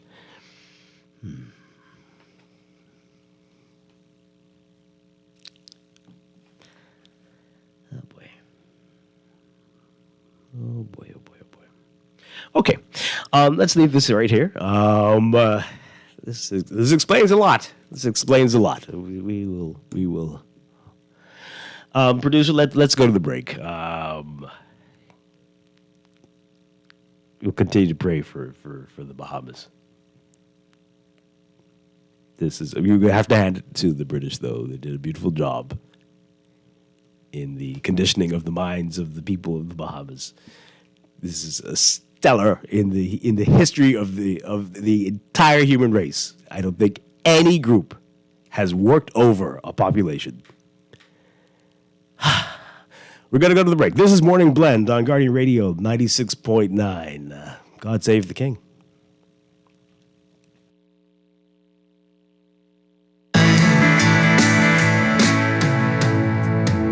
It's good to be king and have your own way. Get a feeling of peace at the end of the day. And when your bulldog barks and your canary sings, you're out there with winners. It's good to be king. When faced with an illness like cancer, we band together, and we at Cleveland Clinic in Florida have your back. From advanced cancer treatments to extra safety measures at all of our locations, we're with you on this journey.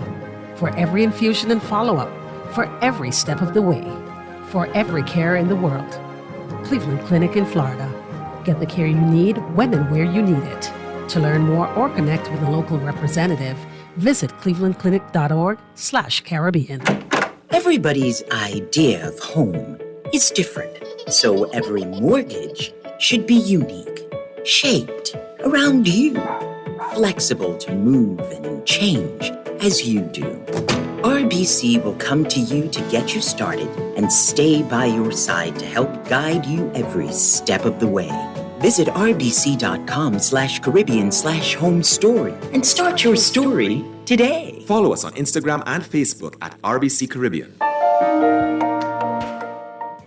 Mother's Day is fast approaching. There's no better way to show your mother that you care than to shop at BWF this Mother's Day and save with savings up to 20%. Silk flowers, household supplies, kitchen and outdoor cooking supplies, comforter sets, bath towel gift set, appliances combo specials, and a whole lot more from Monday, May 8th through Saturday, May 13th. Enter to win during our Mother's Day promotion. In 100 words or less, tell us why your mother is so special and why your mother deserves new appliances.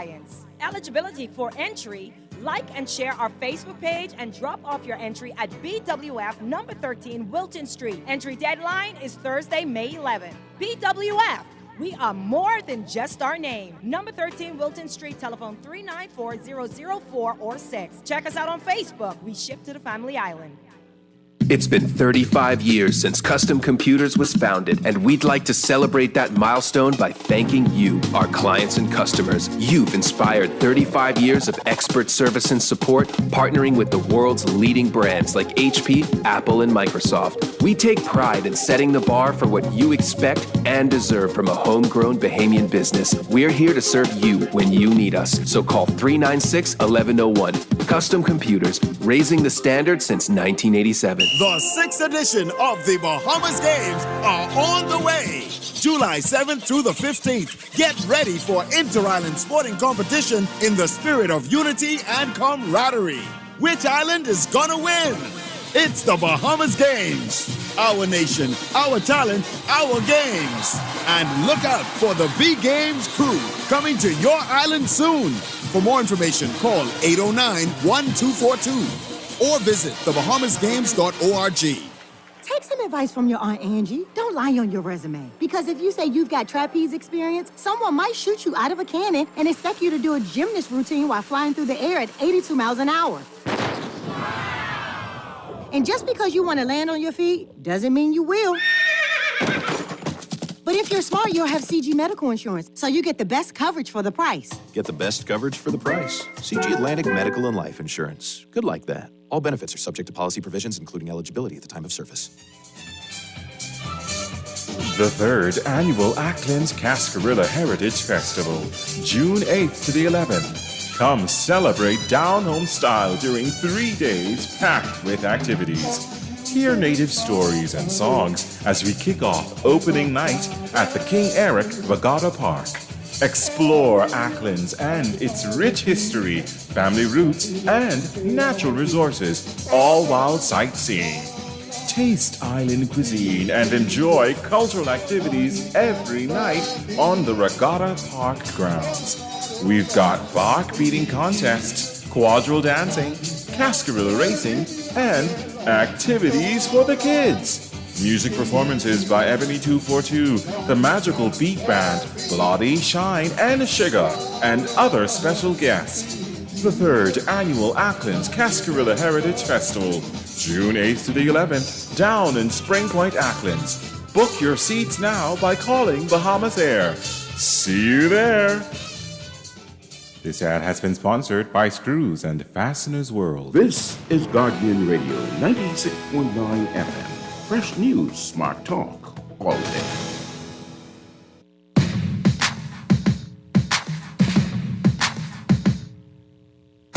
You can be amazing, you can turn a phrase into a weapon or a drug. You can be the outcast or be the backlash of somebody's lack of love. Or you can start speaking up. Nothing's gonna hurt you the way the words do when they settle near your skin. Kept on the inside and no sunlight, sometimes a shadow wins. But I wonder what would happen if you say what you want to say and let the words fall out. Honestly, I want to see you be brave with what you want to say and let the words fall out. Honestly, I want to see you be brave. Just want to see you. I just want to see you. Just want to see you. I want to see you be brave. Just want to see you. I just want to see you.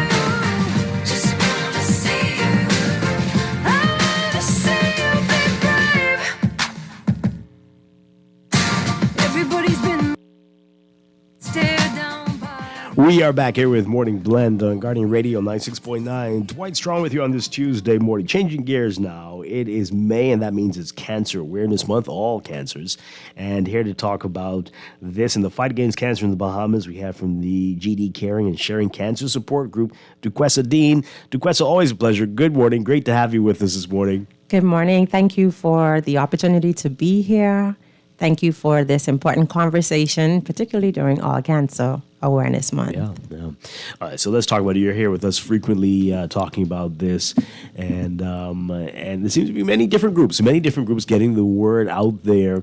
But is cancer still the dreaded C word that it used to be a few years ago, where people would speak in muted tones? To some degree, that's improving in terms of people being comfortable sharing that they have had a diagnosis or are currently fighting. We do, however, still see the stigma about a diagnosis. There are people who are still very, very private about having cancer or having had to fight cancer. And I think more safe spaces would allow for them to share their stories and talk about how they successfully navigated the journey with cancer. Why do you think that is? Why do you think there's still that stigma? That's a really good question. And I am going to take that to the place of people not wanting other people to judge them or to see them weak and then some people just don't want other people in their business. Like for some people, it is really just a private journey, and others are more outspoken about how they got diagnosed, how they fought, what their best experiences were, what their downfalls were, so that others can learn. And it's a personal choice. Yeah. So, it's not right one way or wrong the other way. We do encourage cancer patients and survivors to get involved in a support group. The real healing from cancer begins after treatment ends. When you're being treated for cancer, the whole focus and emphasis is on beating the disease. And during that period of time, there are some impacts. Your self-confidence could take a hit depending on where your cancer is. Apart from that, you can feel isolated. You may feel that people don't understand you. And so you have all of the mental, emotional, and spiritual trauma that needs to be addressed. And so after you finish fighting physically, then it's time to get on a journey of healing. And that's what our group is about. We're not the group that is going to help with let me don't say that. We do help with medical support and stuff like that. We do put more emphasis on our survivors learning to thrive after a cancer diagnosis, rebuilding their self-esteem, self-value, reconnecting them spiritually, because there could be that spiritual disconnect as well. Right.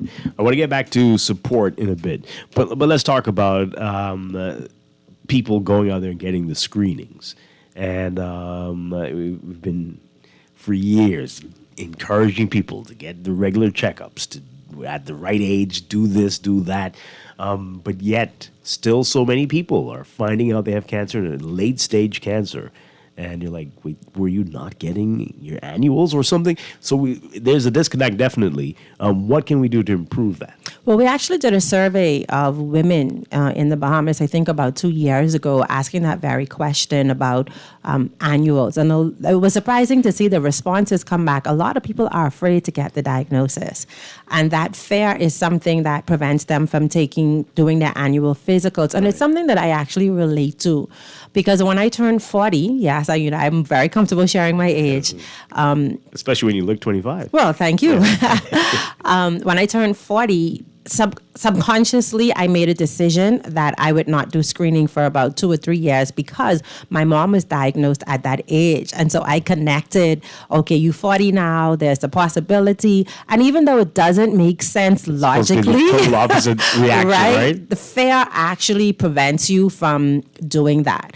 And so if we can get people, women and men, to understand that the annual screenings help you stay ahead of any disease.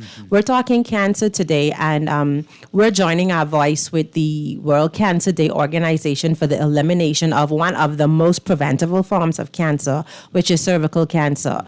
Cervical cancer is detectable by a pap smear. Annually, once a year, it's included. If you have insurance, it's included in your insurance annual exams. If you have NHI, it's included in your NHI as well. So, and it's really not an expensive exam to undertake. We refer people to Dr. Nina Graham. I think you know Dr. Nina Graham. She is the cervical cancer expert here in the Bahamas. But if you stay ahead of any diagnosis, is going to be easier to eliminate the disease or even prevent the disease. And like I said, cervical cancer is one of the most preventable cancers. And that's what we want people to see and recognize. So you said fear, you think people feel they might actually have it, and that's why they don't want to get tested, or what do you think's going on there? I really think overlying, it's the fear of the diagnosis, it's the fear of the stigma, it's the fear of the fight, because if you discover that you have cancer at a later stage, the fight is harder. When you see stage 3, stage 4, you are in a real fight. Not that stage 1 isn't a big fight, but it's less of a fight if you catch it early. So a lot of people just really bury their heads in the sand. Our bodies indicate to us when something is wrong. There are symptoms and signals that say, hey, check me out. And so there's the option to do a monthly self-breast exam. When you're taking your shower, you're feeling around to see if you feel anything abnormal. As a woman, if you're having any pains in your abdominal area, if there is anything odd about the other parts of your body that which you recognize as normal and it's abnormal, that's an indication that, hey, just go and see the doctor. Rule something out versus bury your head and wait until it's too late. Yeah. To be able to win the war. Yeah. Well, you mentioned it, NHI, and people have private insurance, and that is part of it. Everybody has an annual physical. Can there be other incentives to get people to take advantage of the annual? What do we need to do? I think it's just more about education and awareness. Just about 2 weeks ago, our group was at the mall, just sharing some information about cervical cancer, and a lot of people were like, "Oh, I didn't know that. I didn't know this information." And so we were just stopping people and saying, "Hey, do you know that you can prevent cervical cancer if you get your kids vaccinated for the HPV vaccination before they're 14, before they're sexually active?" A lot of people didn't know that. A lot of people didn't know that there is a carrier of the disease from person to person, and you put yourself at risk for those abnormal cells showing up when you have unprotected, intimate relationships. And so just spreading the information and helping people to understand how it happens, I think, is an important part of helping them to understand why those annuals are super important. But more than that, we need more cancer survivors to share their stories and say, hey, this is something that happened to me. I was able to successfully win the war on cancer because I got diagnosed early. We have a lady in our group, her name is Sheila, stage 1 breast cancer. She discovered it. She talks about her story. There's another lady, Odessa, stage 3. She talks about how much more aggressive her fight was because she diagnosed at stage 3. So if we can have more people speak out, and it doesn't need to be a public forum. You can talk in your family, you can talk at your community outreach groups, you can speak in your civic organizations, you can speak at a PTA meeting. It's just more about bringing awareness. And as you speak, it's important for people to understand that the fight with cancer isn't necessarily a death sentence. Like, our group focuses on helping cancer survivors, patients, and caretakers thrive after cancer.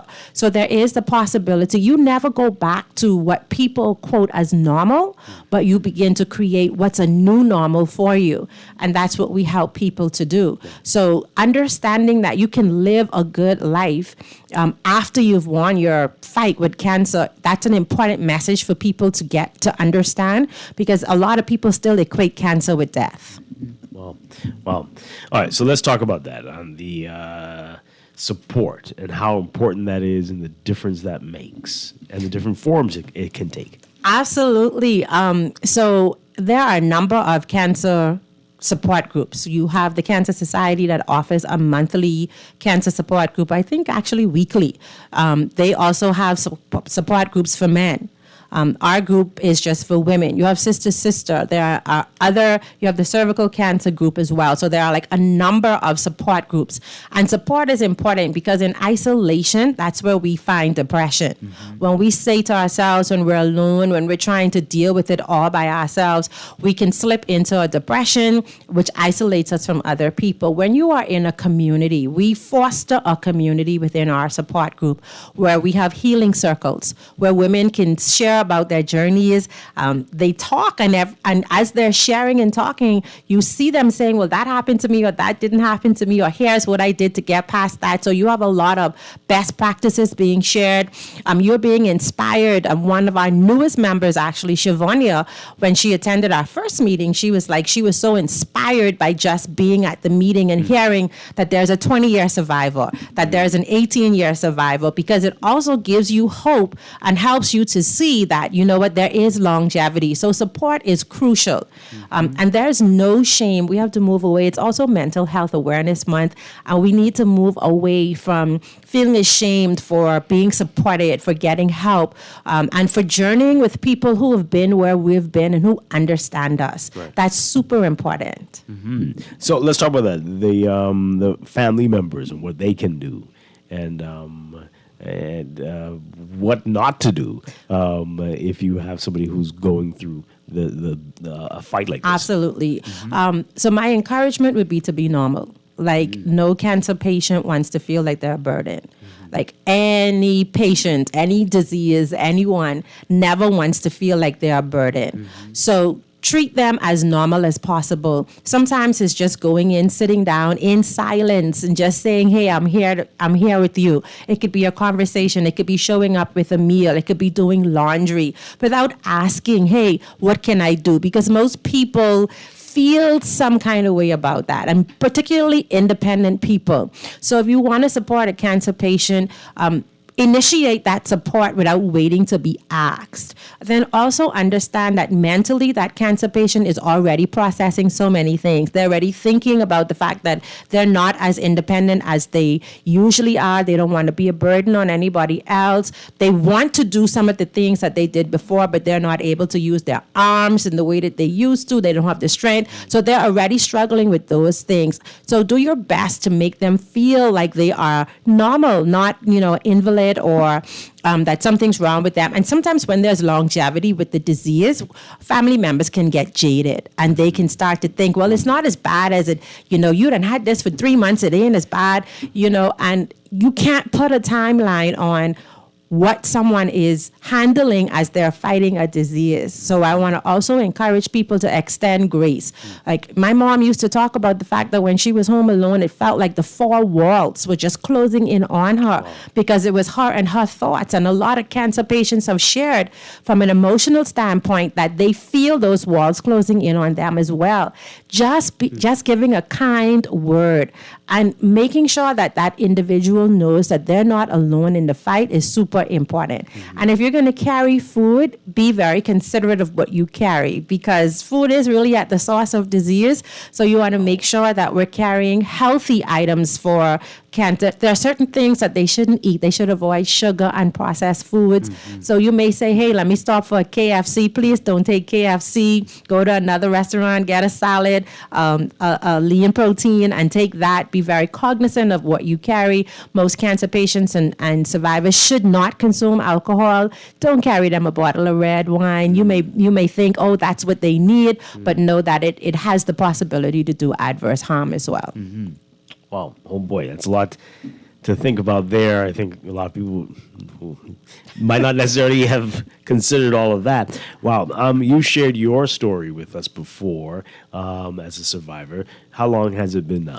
2.5 years of near survivorship, because here's the thing. I caught my situation at the very beginning. My abnormal cells had just started to form. Wow. And so because we were able to discover those abnormal cells, they never got the opportunity to convert to cancer. I have to really give my doctor credit for that, because she was the one that came behind me and said, you've not been doing your pap smear. This is when I was like, okay, I'm kind of scared now, right? And she insisted, and she nagged me so much that I just finally did it so that she could stop nagging me. And that's the type of care that we want. And so it was because of her insistence, and that's why I'm here advocating for other people to annually get their pap smears done, that I was able to acknowledge that there was something happening that needed to be taken care of, and immediately get that done. The question, just these text messages. Sometimes just want to throw this text line outside. I don't know if I should read this. Oh. But, I mean, this is the type of ignorance that is getting people killed. And, oh, boy. Oh, boy, oh, boy, oh, boy. Okay, brace yourself. To the guest, is it true that what a doctor said, that the spread of HPV, which causes cancer, is directly connected to illegal immigration? Because many Haitians, wow, there's a text, have HPV, and then talking some nonsense about it being transmitted through the water. That's foolishness. Oh, boy. Well, okay. Let's talk about HPV because men and women, any gender, any nationality, HPV does not discriminate. And so I have no factual evidence that says one nationality of people carries the HPV virus more than any other. But anyone that we look at could be someone that has HPV because there are no obvious symptoms. And so I would just encourage every single body to understand that the human papillomavirus is something that most people will have in their lives. Yeah. Most people will have a touch with HPV. Some people are able to work it out of their systems. Other times it can be more complicated. Our texter may have HPV and don't know, right? So it's not about nationalities. This is a worldwide disease. And so making sure that you are vaccinated or having your children, the best way to prevent cervical cancer girls is by making sure that they have the HPV vaccination between 9 and 14 before they are sexually active. And give it to your boys as well so Yes. you don't pass it on to these girls. Yes, and have safe sex. Yeah. And there are other cancers as well, not just cervical, but oral cancers that you can get from HPV. So let's not spread the ignorance, texter, right? But there is pretty much a cure for this. Yes, there is.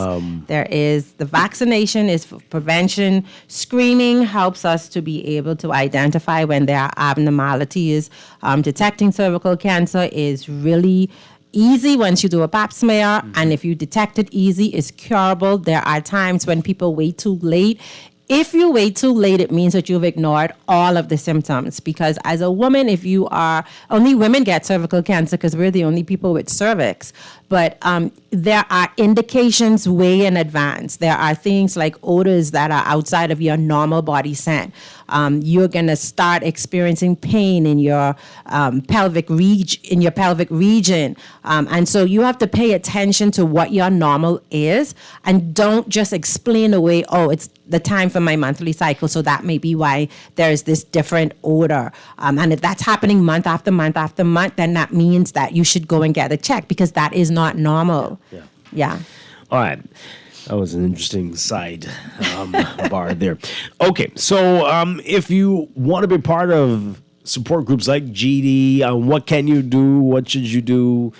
Give some details about Absolutely. And like I said earlier, there are a number of support groups. We are that group that help you thrive after your treatment with cancer.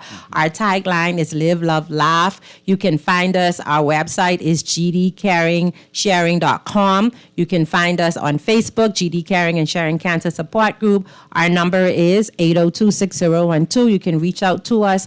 We have group members who will hold your hand along the journey. We have monthly group meetings. You're welcome to join our group meeting at the end of this month as well. It's via Zoom, so please check out our Facebook page for the details for our upcoming Zoom meeting because we do in-person, we do hybrid, in-person as well as Zoom. The Cancer Society, you can check out their website, Sister. You can also check out their information so you know how to connect. And if you need to, visit 2 or 3 of the groups and determine which group is the best fit for you because that alignment is also possible. Right. But we do welcome you to join our family. Oh, boy. I see that shaking head. It's another one. Where do you vaccinate girls for HPV? They get sexually active. That's a text. What's happening today? I don't know what's going on. What's happening? I don't know. I mean, there was a full moon recently. Maybe that's caused some people to go insane.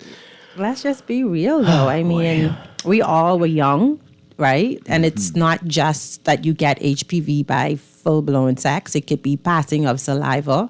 So if they're kissing, it doesn't necessarily mean that there is actual penetration happening. So we need to be aware. This is why we need to have these types of conversations so that people understand why they should do these prevention and early detection mechanisms because they are important. Children, as a parent, you have the opportunity to protect your young children by having them vaccinated. That's girls and boys, and you're protecting their future from one form of cancer.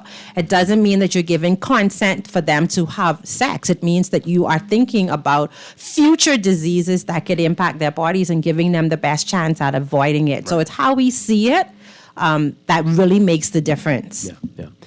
I'm still in shock that we are still having these conversations after all these years, and but I guess That's just the way it is. That's just the way it is. Anyway, GD Caring and Sharing Cancer Support Group, one more time, tell us how we can reach out to you and get more information. Absolutely. So my name is Duquasadine. Phone number is 802-6012. That's the Cancer Group's phone number. Our website is gdcancergroup.com. Our Facebook page is GD Caring and Sharing Cancer Support Group. And I just want to give a shameless plug for any woman out there that's experiencing challenges and may feel that they need to be screened for cervical cancer. To please, one of the best in the industry is Dr. Nina Graham. Reach out, make an appointment, and get your screening done. Okay. All right. One more time with the phone number. 802-6012. Okay. All right. Duquesadine, always a pleasure. Thank you so much for being here and for graciously handling some of these text messages there. But I really appreciate you always. Thank you for the opportunity. All right. We're going to take a break for news. This is Morning Blend on Guardian Radio 96.9. Stay with us. The shadow wins. But I wonder what would happen if you say what you want to say and let the words fall out. Honestly, I want to see you be brave with what you want to say and let the words fall out. Honestly, I want to see you be brave. I just want to see you. I just want to see you. I want to see you. Ready to step into the future? From your front door to the backyard and everywhere in between. See and speak to whoever's there with Ring Video doorbells and security cameras now available at Alive. Protect what matters most, all from one easy app, available in your Google or Apple Play Store. Visit bealive.com/ring to learn more. We are alive.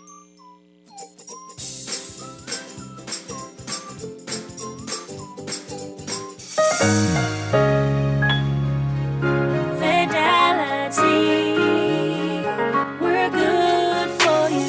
Shopping is so rewarding with my Fidelity credit card. I get the best prices with price protection. Earn and redeem freedom points at my favorite stores. Get cash back. Plus, I booked a cruise. Get your Fidelity credit card today. Call 356-7764.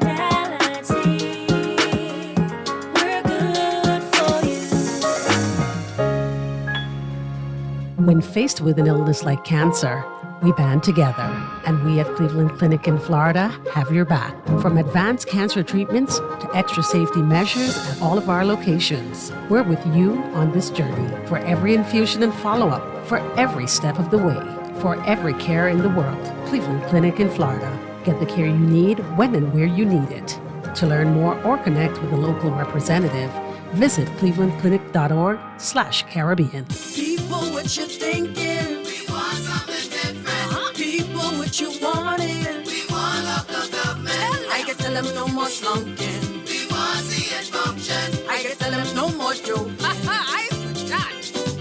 Going down Blue Hill Road, going down Village Road, going down Nassau Road. We want local government. We want local government. We want local government. Shed a love. We want local government. We got call for local government. Sign the petition and find out more information at risebahamas.net. Total Auto Care on Howard Road offers fast, quality auto maintenance at the very best prices. Tune-ups, oil changes, brakes, suspension, wheel alignments, radiators, water pump replacements, and more. Need quality brand name tires for your vehicle? Tires? No worries. We supply Michelin, BF Goodrich, Bridgestone, Pirelli, and Toyo. We'll import them fast and install them for you at no extra cost. So when your car needs maintenance or quality tires, we're on Howard Road, just before Burger King. Come see us. Total Auto Care. Call us at 341-6599 or 341-2350. This is Guardian Radio 96.9 FM, Nassau, Bahamas. This is Guardian Radio, your station for up-to-the-minute news, intelligent, interactive, and engaging conversation. 96.9 FM. The views and opinions of the hosts and guests are their own and do not necessarily reflect the position of the management and staff of Guardian Network. Wake up, it's a new day. Wake up, it's a new day.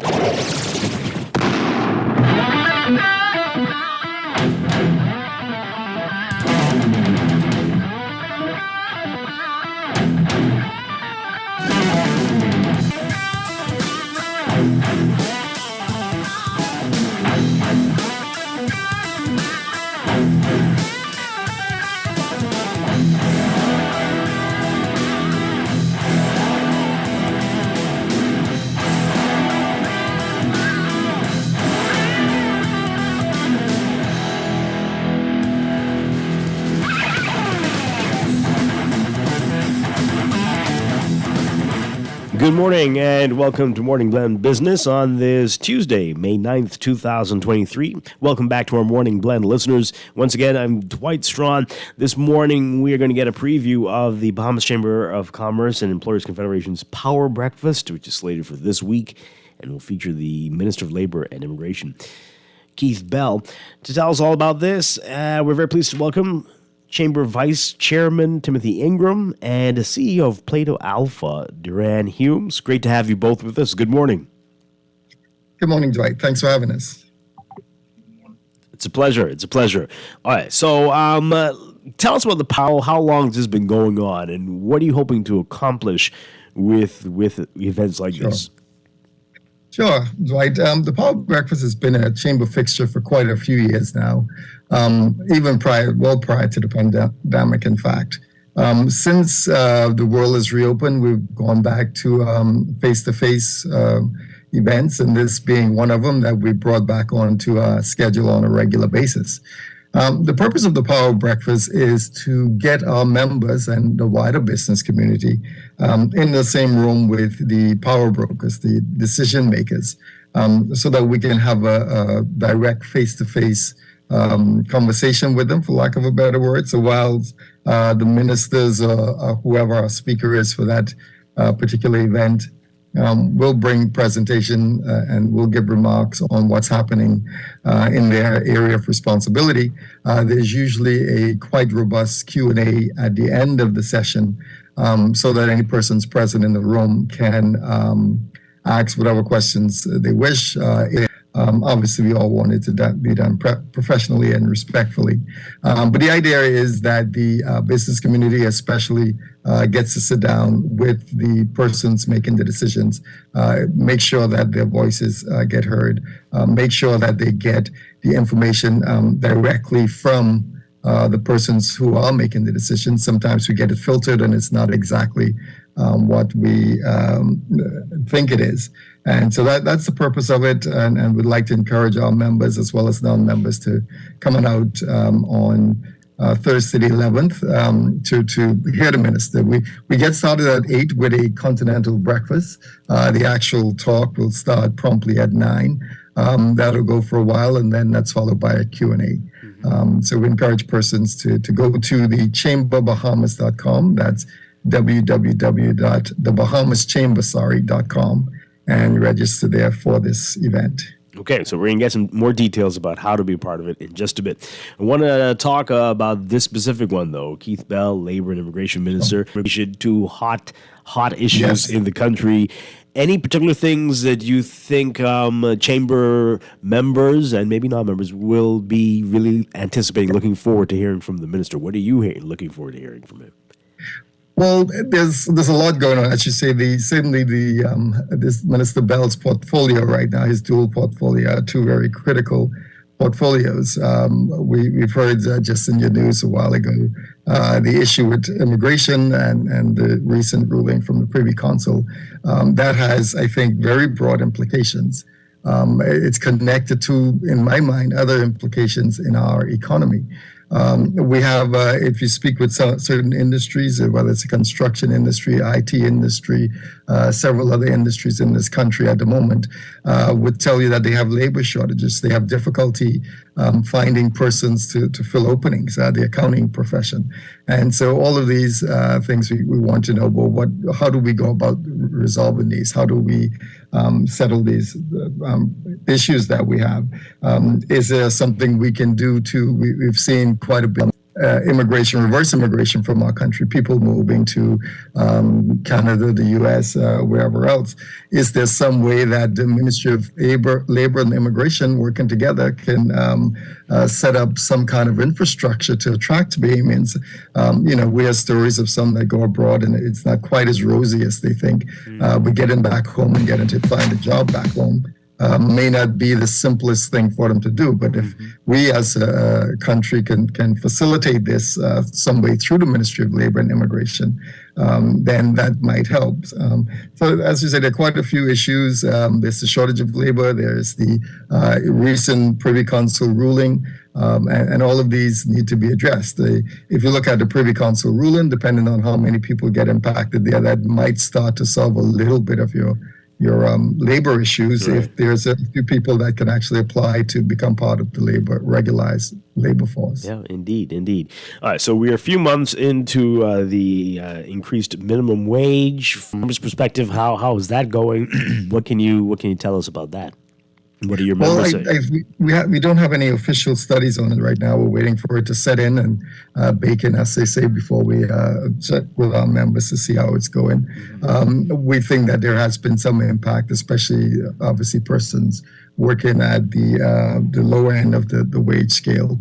We've seen a little bit of pricing tick up in some areas, and some of the businesses have said that they've had to do it because of what's happening. But a very significant number of members registered were above minimum wage already, and so they didn't think that it would have a huge impact, but that there would be some impact and some knock-on impact. So while you yourself may not have had to increase your labor costs, maybe one of the partners, your security firm or someone like that you work with has had to do that. So we're still waiting to poll our members on that to see exactly what it is they're experiencing. Yeah. Now, the government continues to talk about a living wage, a livable wage. And yes, although it sounds in most recent pronouncements sound like it might be a cost of living, a regular cost of living adjustment. But what are your members saying about this and the likely impact this could have on the business community? Yeah, I mean, our members obviously all want everyone in the country to have a living wage. We'd like to see everyone living well above the poverty line and doing well. On the flip side, we also have to look at the implications of wage increases. You sometimes can get into a catching your tail type of situation. So economists may tell you that if you increase the wage for everyone or to a living wage, it actually will fuel a bit of inflation. And then what you have is that wage then becomes slightly lower than it needs to be. So you're in this constant state of trying to catch up.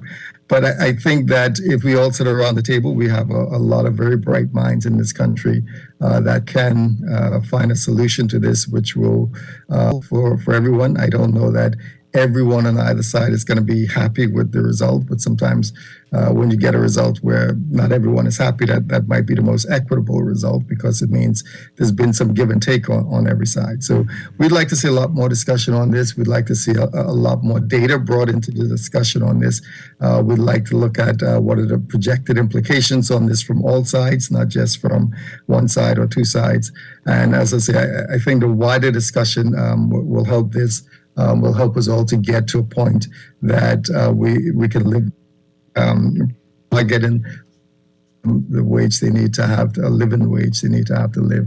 Businesses are able to deal with that living wage, and we're not going to have inflation in our country to the point where it now disadvantages the very people it's trying to impact positively.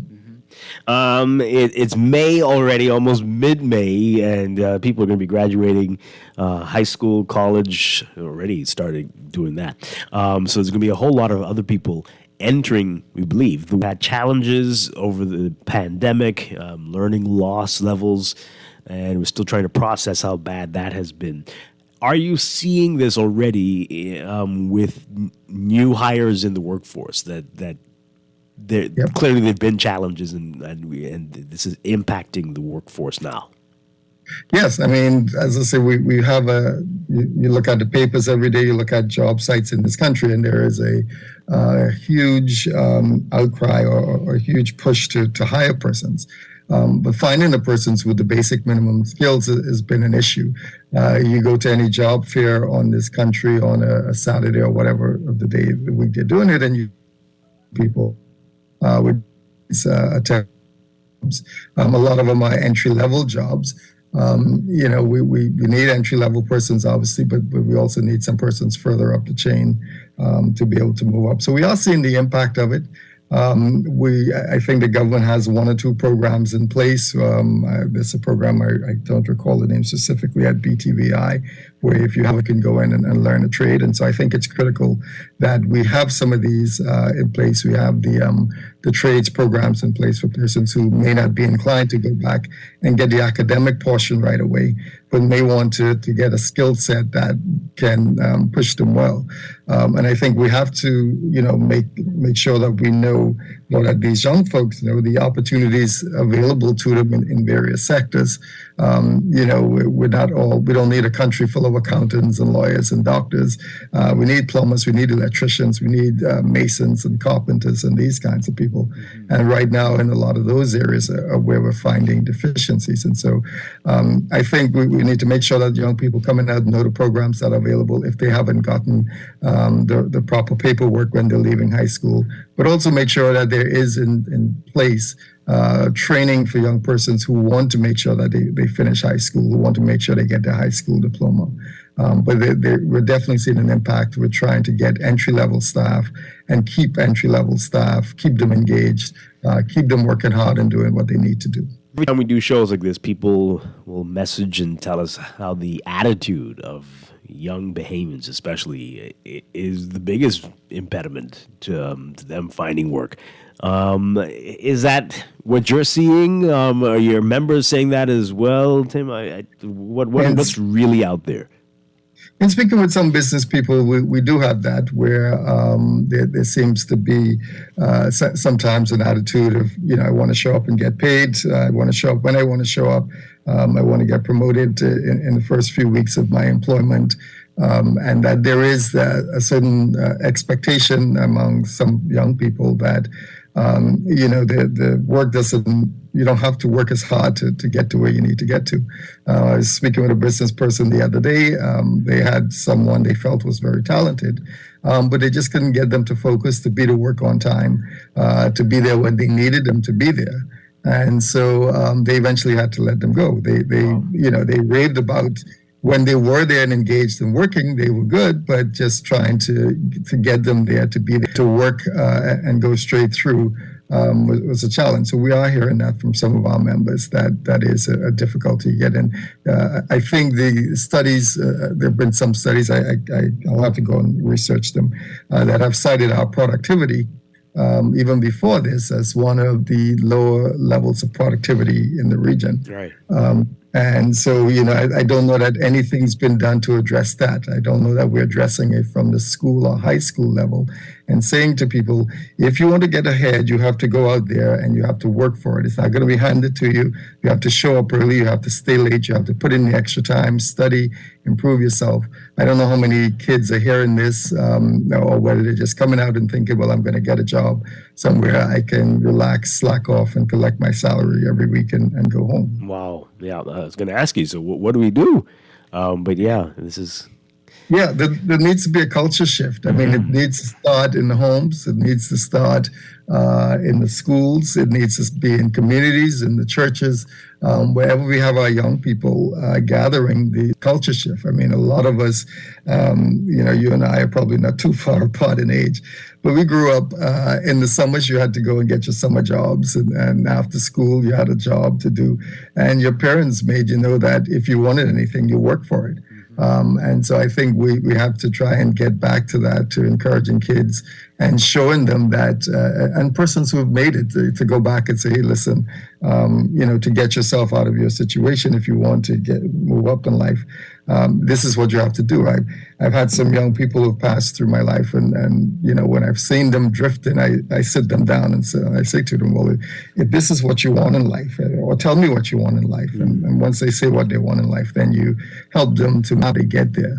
And I think a lot of young people are receptive to that. I've had some young people who say, listen, I've never gotten this kind of guidance in my life. I'm happy because, most of the people I'm hanging out with are like me.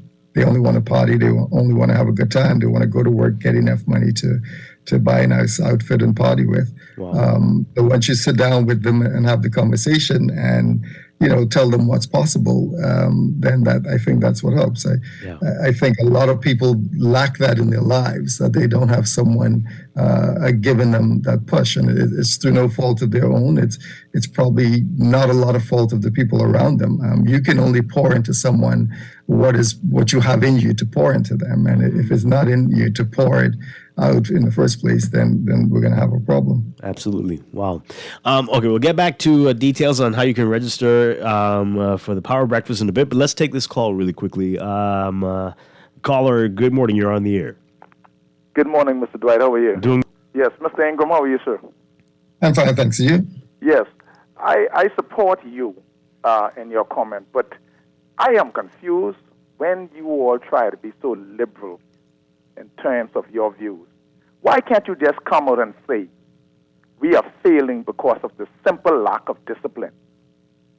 I have been running my enterprise for 40 years, and I would advise any Bahamians, do not go into a business that you don't know or you can't run or have an idea of running it, because your failure will be the lack of discipline with employees. And we always want to liberalize and don't say it for what it is. And where's this undiscipline coming from? The home. And you're trying to sugarcoat this and pretty it up. We have this problem because it's coming from the home, the lack of discipline. That's all I wish to say.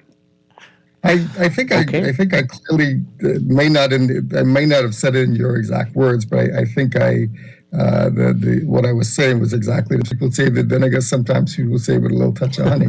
Maybe I said mine with a little touch of honey. But no, I totally agree with what you're saying. I said the people are showing up. They're not showing up consistently to work. They're not working consistently, and that goes back to, and it depends on your definition of discipline. I mean, discipline could be your discipline in a child, or discipline from the perspective that we need to be disciplined in our studying, in our showing up for work, in our encouraging our young people, and these kinds of things. But I don't disagree with what you said, sir. Right. All right. Duran Humes, are you with us? Yes? Muted, Mike? How are we looking, producer? Is he there? No? Okay. While Seeker next, Dwight, I'd just like to thank Plato Alpha and Duran for coming on board, coming alongside the Chamber as sponsors for this event. It's always critical for us in helping to keep the cost down to have corporate sponsors. And Plato Alpha, a great group of young beings in the software sector. We're certainly grateful that they've come alongside us. Hopefully Duran can join and can speak on behalf of the company. All right, so they are a sponsor for the event. Duran? Let's see. Oh, there we go. Can you hear me now? Yes, okay. we can. Okay, tell us about your company, Plato Alpha, and why you are sponsoring the Power Breakfast this month. Well, my company, Plato Alpha, we are a software company, right? We are a team of full Bahamians, and we specialize in helping companies with their digital transformation and automation efforts. What that essentially means is that we help you to decrease the amount of headaches that you have and to make you more effective and more efficient, right? And one of the reasons why we decided to sponsor this month's Power Breakfast is primarily because of the speaker, the Honorable Keith Bell, right? And one of the comments that he would have made, I believe, a few weeks ago about increasing productivity in the labor force. And we wholeheartedly back that comment, or at least that headline, primarily because we have helps out with just that, increasing the productivity, right? Our HR and payroll software, that is something that we utilize throughout the entire Bahamas to actually help companies become more effective and more productive, right? So automating a lot of the tasks that HR departments or even regular staff would do. Explain it to us. Tell us a little bit about how it works. So right now, at least with our product TriBlock HR, that essentially automates, let's say you want to request a time off, right? Most companies are still on the same process of signing a leave form and then send it to their manager. The manager then sends it to HR. That entire process can take a day, 2 days, And you can imagine a company or an organization that is spread amongst all of the different islands and keys that we have in the Bahamas, right?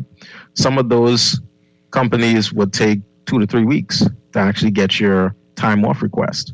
So they have to send those in once a year to actually be able to facilitate person's vacation requests, or that in and of itself can definitely be changed. And that's what we're working on.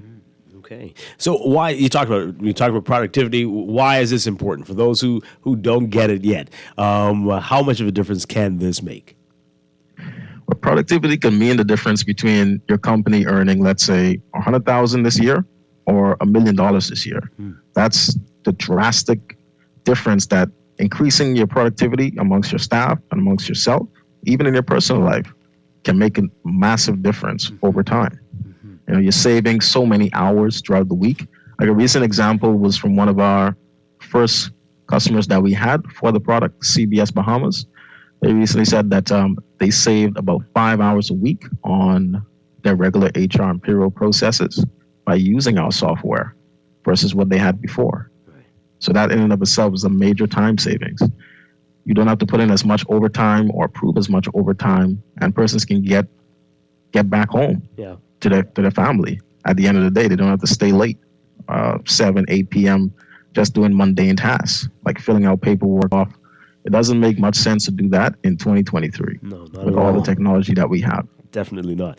But how receptive are companies here to this? I mean, I'm sure a lot of people tell you, well, this is how we've been doing it for 40 years and this is perfect for us. What's the reaction you get?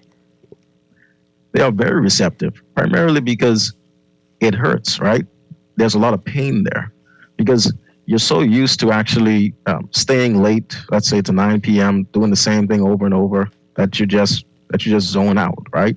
But then you realize that there's a lot of pain behind that because you don't want to be there that late, staying away from your family, or possibly spending a whole lot more money on overtime and whatever else that you don't have to actually spend, right? So that in and of itself gives them that drive to actually not want to continue doing that. Yeah, it sounds fantastic. So what other trends are you seeing in the workplace and changes that we can expect maybe over the next 5-10 years? So definitely is a lot more automation, and persons are usually scared when they hear that. Right. But primarily when it comes to automation, it's best for you to understand it and really, really dive into it to try and learn some of the skills, because there's so many tools out here for automation. I'm sure some persons have heard of Chat GPT, which is a automation tool that you can ask it any questions and it gives you certain answers, right? Some scary stuff. Use that. It is. No? It is. You can ask it and it can give you answers. From there, you can automate a whole lot of your tasks that you do on a daily basis. Like one simple example, right? If you have a company or an enterprise that you want to keep your social media up to date, just for example, you can task ChatGPT with creating your social media post for the entire week, for the entire month, and it'll do that for you. You can just tell it, hey, I run a construction company within the Bahamas, and we specialize in millwork, right? Write me 2 social media posts per day, and give me images to go out, and it'll do it for you. And Duran Humes, you're trying to tell me that's a good thing? In a sense, yes. But of course, there's also pros and cons to that, right? The con is persons will have to upskill or uptrain to be able to adapt to this new environment. But the technology train, that is not stopping. That will continue to advance over time. So it's just about us coming together and actually increasing our skill set, increasing our knowledge, which if you have access to the internet, you have access to all the knowledge in the world, right? That in and of itself, it is actually too much knowledge, right? It's too much information. You have to sift through all of the, let's say, you have to be able to see the forest for the trees, right? In a sense, a lot of information out there, but you have to be able to find the actual knowledge that makes sense. That in and of itself is a task, but upskilling is very important, which is why, again, one of the main reasons that we decided to sponsor this particular course was because of the talk. And I hope to expect at least what I expect to get out of it, is some plans, I would say, on exactly how we're going to upskill our Bahamian people and some of the things that are already in place, like the National Training Agency or the BTVI program that Mr. Ingram mentioned earlier. Yep, absolutely. Okay, good stuff. Tim, I'm just curious, is Bahamian companies ready for this AI future? Or some of us are going to get replaced, it seems. Yeah, well, I think we in the Caribbean generally, I think, tend to be slow adapters of technology. And so I don't see a lot of companies locally rushing to take it on. We've seen this in every sector, whether it's digital payments, these kinds of things. We're still very much behind. So I think we'll be slow adapters of this. But I think when you look through history and whenever we've had kind of industrial revolutions, there's always been a shift. We went from very manualized farming to in a lot of countries highly mechanized labor, and the population shifted and they did something else. We went from having lots of people running trains and stagecoaches and everything else, and they've all found something to do. And so I think that it will come eventually. It's going to come in ways that we don't push necessarily aggressive ourselves, but I look at the digital payments thing. Throughout most of our economy, there's very little in the way of digital payments. But if you want to go into the hotels here, if you want to come out of the airport parking lot and certain other places, you have to engage them. And I spoke with a business about this recently, a small business over 40 years old. The new owners had just taken it on. The previous owner hadn't bothered to investigate credit card sales. But they told stories of persons coming into the business, especially visitors, picking up $300 in goods and then putting them back when they realized that they couldn't pay with credit cards. Well, they recently adopted a credit card, and now most people coming into their business are actually swipe sales have shot up dramatically. So I think we have to sell the case, as Duran said, for how these things are going to benefit persons. How you going to paperless office means you stop buying paper and ink and all these other things. You have access to documents. You're not spending 6 months out of the year looking for documents. And so I think as businesses understand and appreciate what's happening, and what it can do for them, then they will adopt the technology. Frankly, Dwight, I don't know if that I will live long enough to see this, but I saw an episode of Star Trek from 2300 where the machines were doing all the work and the humans were free to pursue whatever passions they wanted to do.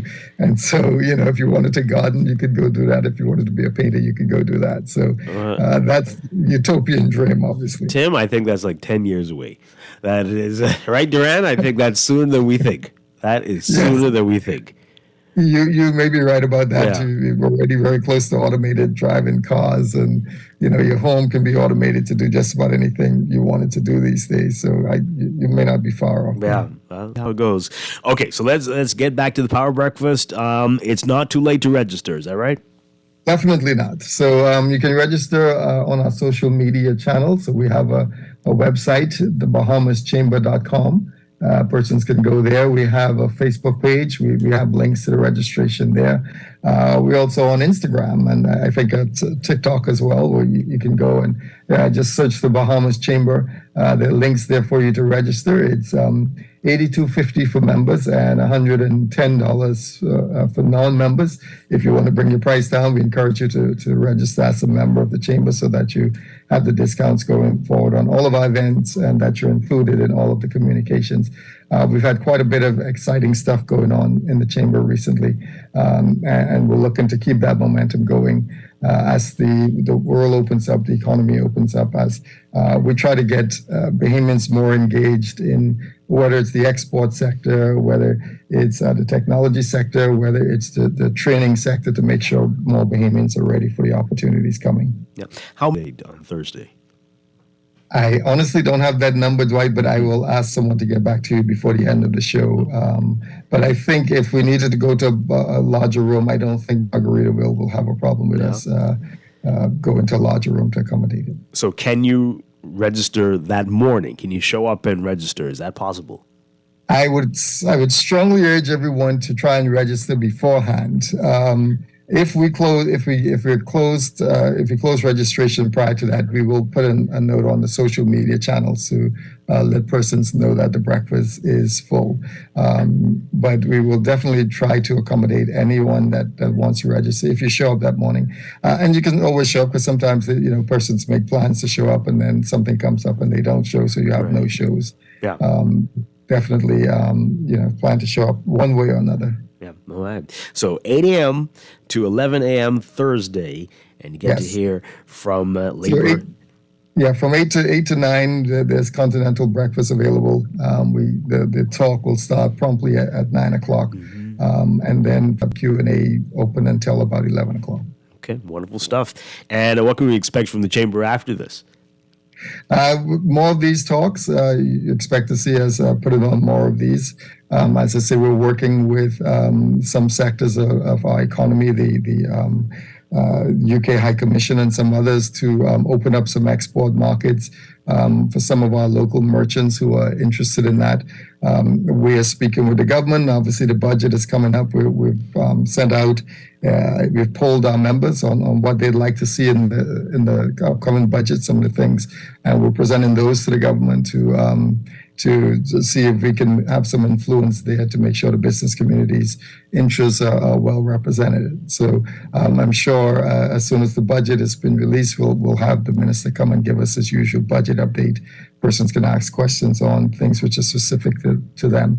And so, right now we just want to see our business community thriving. We'd like to see it tie into the economy and pushing the economy more, growing the GDP of this country. We haven't traditionally looked at, which we may need to be looking at more. I think of things like agriculture and fisheries, which have kind of almost sat outside the traditional business model in this country, but I think which would benefit from being a part of the chamber ecosphere. Yeah, excellent. And Duran Humes, let people know how they can reach you at Plato Alpha, get more information about your company. Sure. So you can reach us online at platoalpha.com. Right, that's our website. All of our social media links as well as our contacts are on there. Okay, great stuff. And Timothy Ingram, one more time, let people know how to register for the Power Breakfast on Thursday. Yep. So go to the BahamasChamber.com on our website, or you can search it on Instagram or Facebook.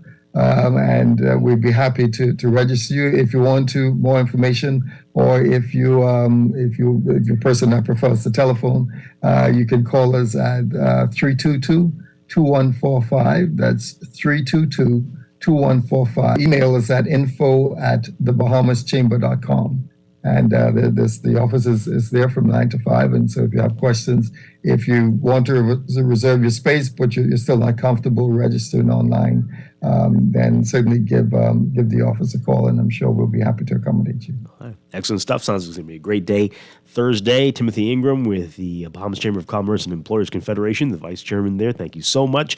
Duran Hume, CEO of Plato Alpha, thank you for being here with us this morning. Appreciate you both. Thank you for having us, Dwight.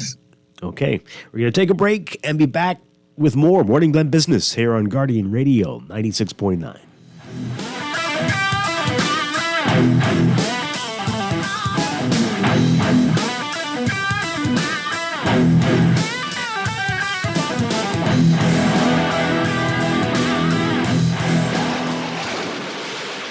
After a hurricane or storm, get the Nassau Guardian's Hurricane Guide. The guide will tell you where to purchase building and cleaning supplies, waste disposal, medical care, which autos be flooded streets, and much more. The Nassau Guardian's Hurricane Guide will help to make sure everyone knows what to do in the event a hurricane approaches and after it departs. Take advantage of this double insertion opportunity, plus 15 radio commercials. Contact us today, 302-2300, 302-2300, or call your account executive. Will you be prepared? Earning zero interest on your savings at the bank? With as little as $100, you can start earning interest on your money while you're sleeping, eating, or standing in line at the bank with the CFAL Savings Express Plan. Ready to invest? Start by putting $1,000 into our mutual funds and earn interest there too. Because at CFAL, your interest is our interest. Visit cfal.com to start now. CFAL, growing wealth for future generations of Bahamians. You could win your share of $1,000 and free annual memberships when you apply for your Mobile Assist Visa Travel Rewards Card. It's a prepaid visa that gives you access to travel and online shopping every single day. Enter automatically when you successfully apply through our Mobile Assist app. Use your prepaid visa 5 times or more, and you are automatically entered to win your share of $1,000. See our social media pages for more details. Apply, save, and win with Mobile Assist. Tired of paying too many bills and loan payments each month? Shrink your monthly debt payments down to one easy payment with our debt consolidation loan. It also has a built-in savings that pays you 5% interest. Inquire about our debt consolidation loans today. Call 356-7764.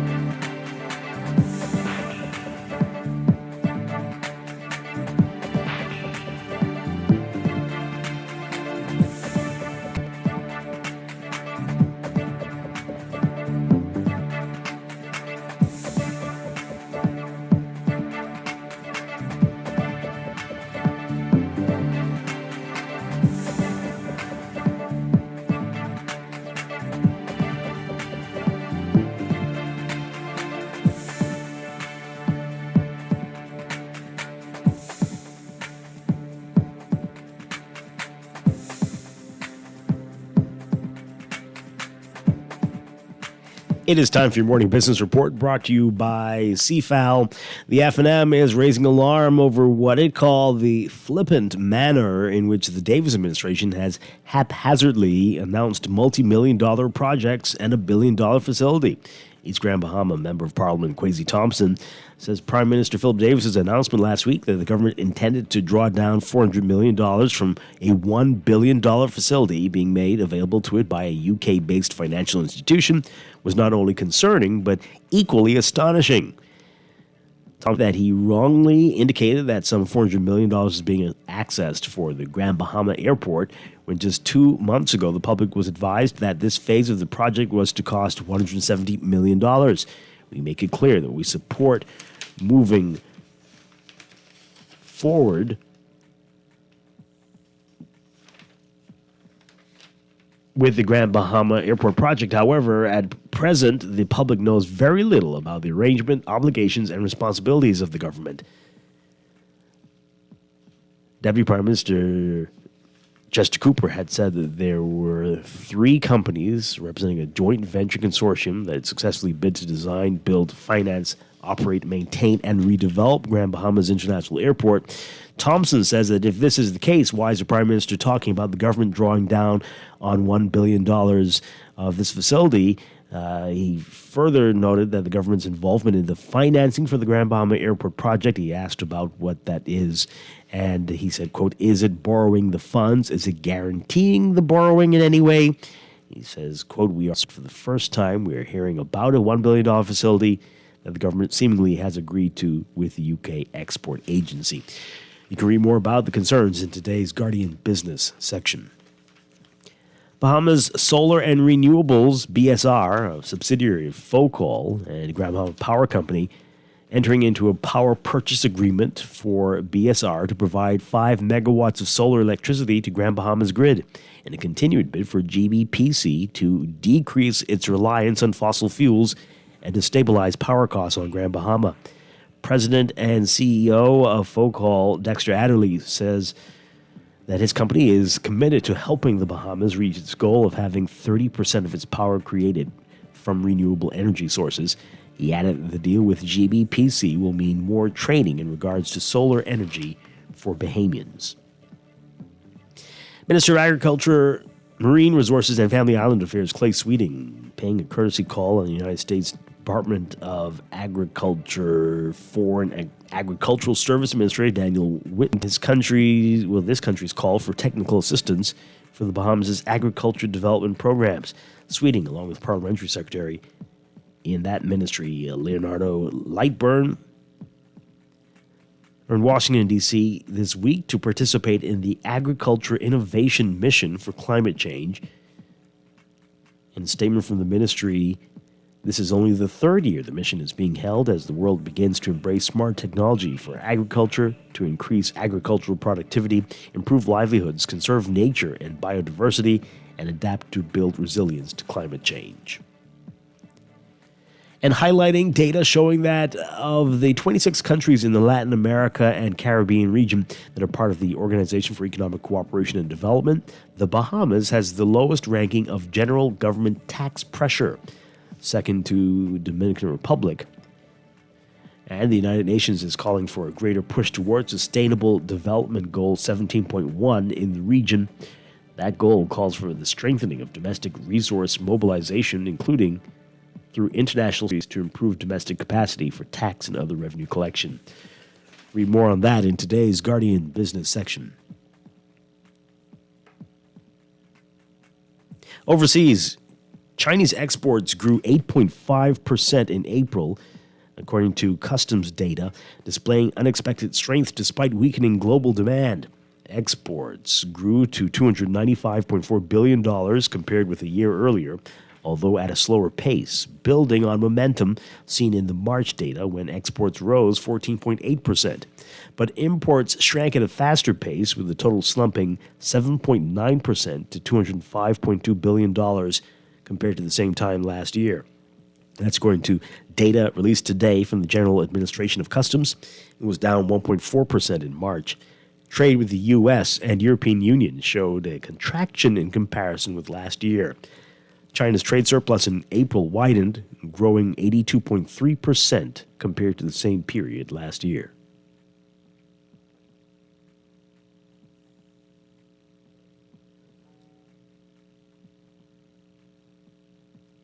And UBS says today that it's bringing the CEO of Credit Suisse on to its executive board and will keep the two banks operating separately for the foreseeable future as it moves forward with a high-profile merger expected to close within 2 weeks. The two Zurich-based banks, longtime rivals, are uniting in a $3.25 billion deal hastily arranged in March by Swiss government officials and regulators after Credit Suisse and its stock plunged and jittery depositors quickly pulled out their money. The merger aimed to stem upheaval in the global financial system after the collapse of two U.S. banks that has shaken confidence in the sector. UBS announced several high-level appointments, including that Credit Suisse CEO Ulrich Körner will join its executive board with the job of ensuring Credit Suisse's operational continuity and client focus while supporting the integration process.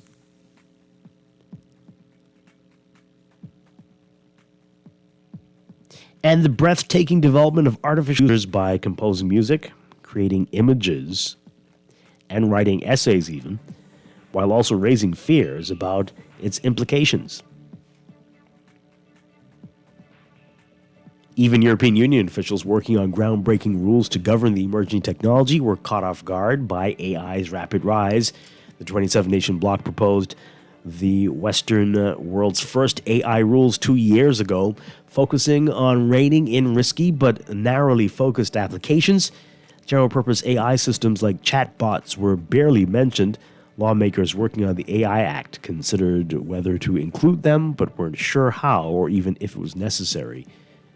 A Romanian member of the European Parliament co-leading the measure mentioned how ChatGPT has exploded, saying, quote, "If there was still some that doubted as to whether we need something at all, I think the doubt was quickly vanished."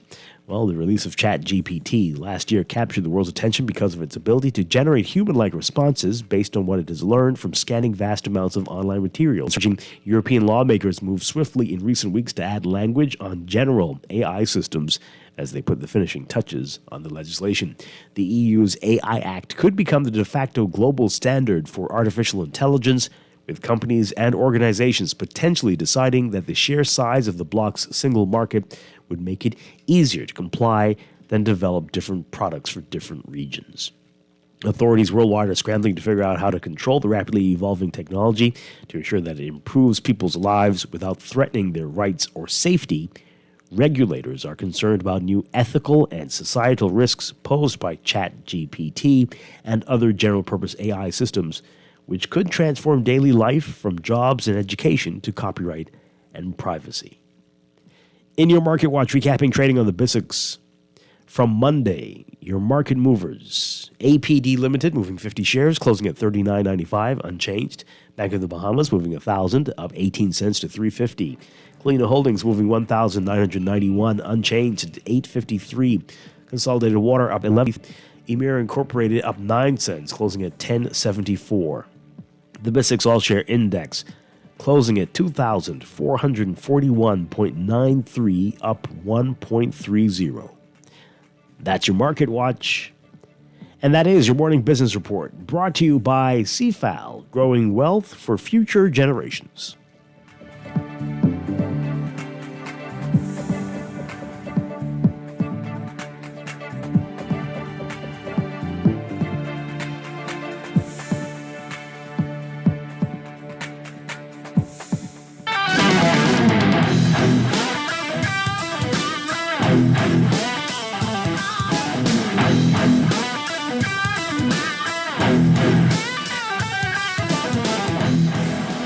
And we are back here with Morning Blend Business on this Tuesday morning.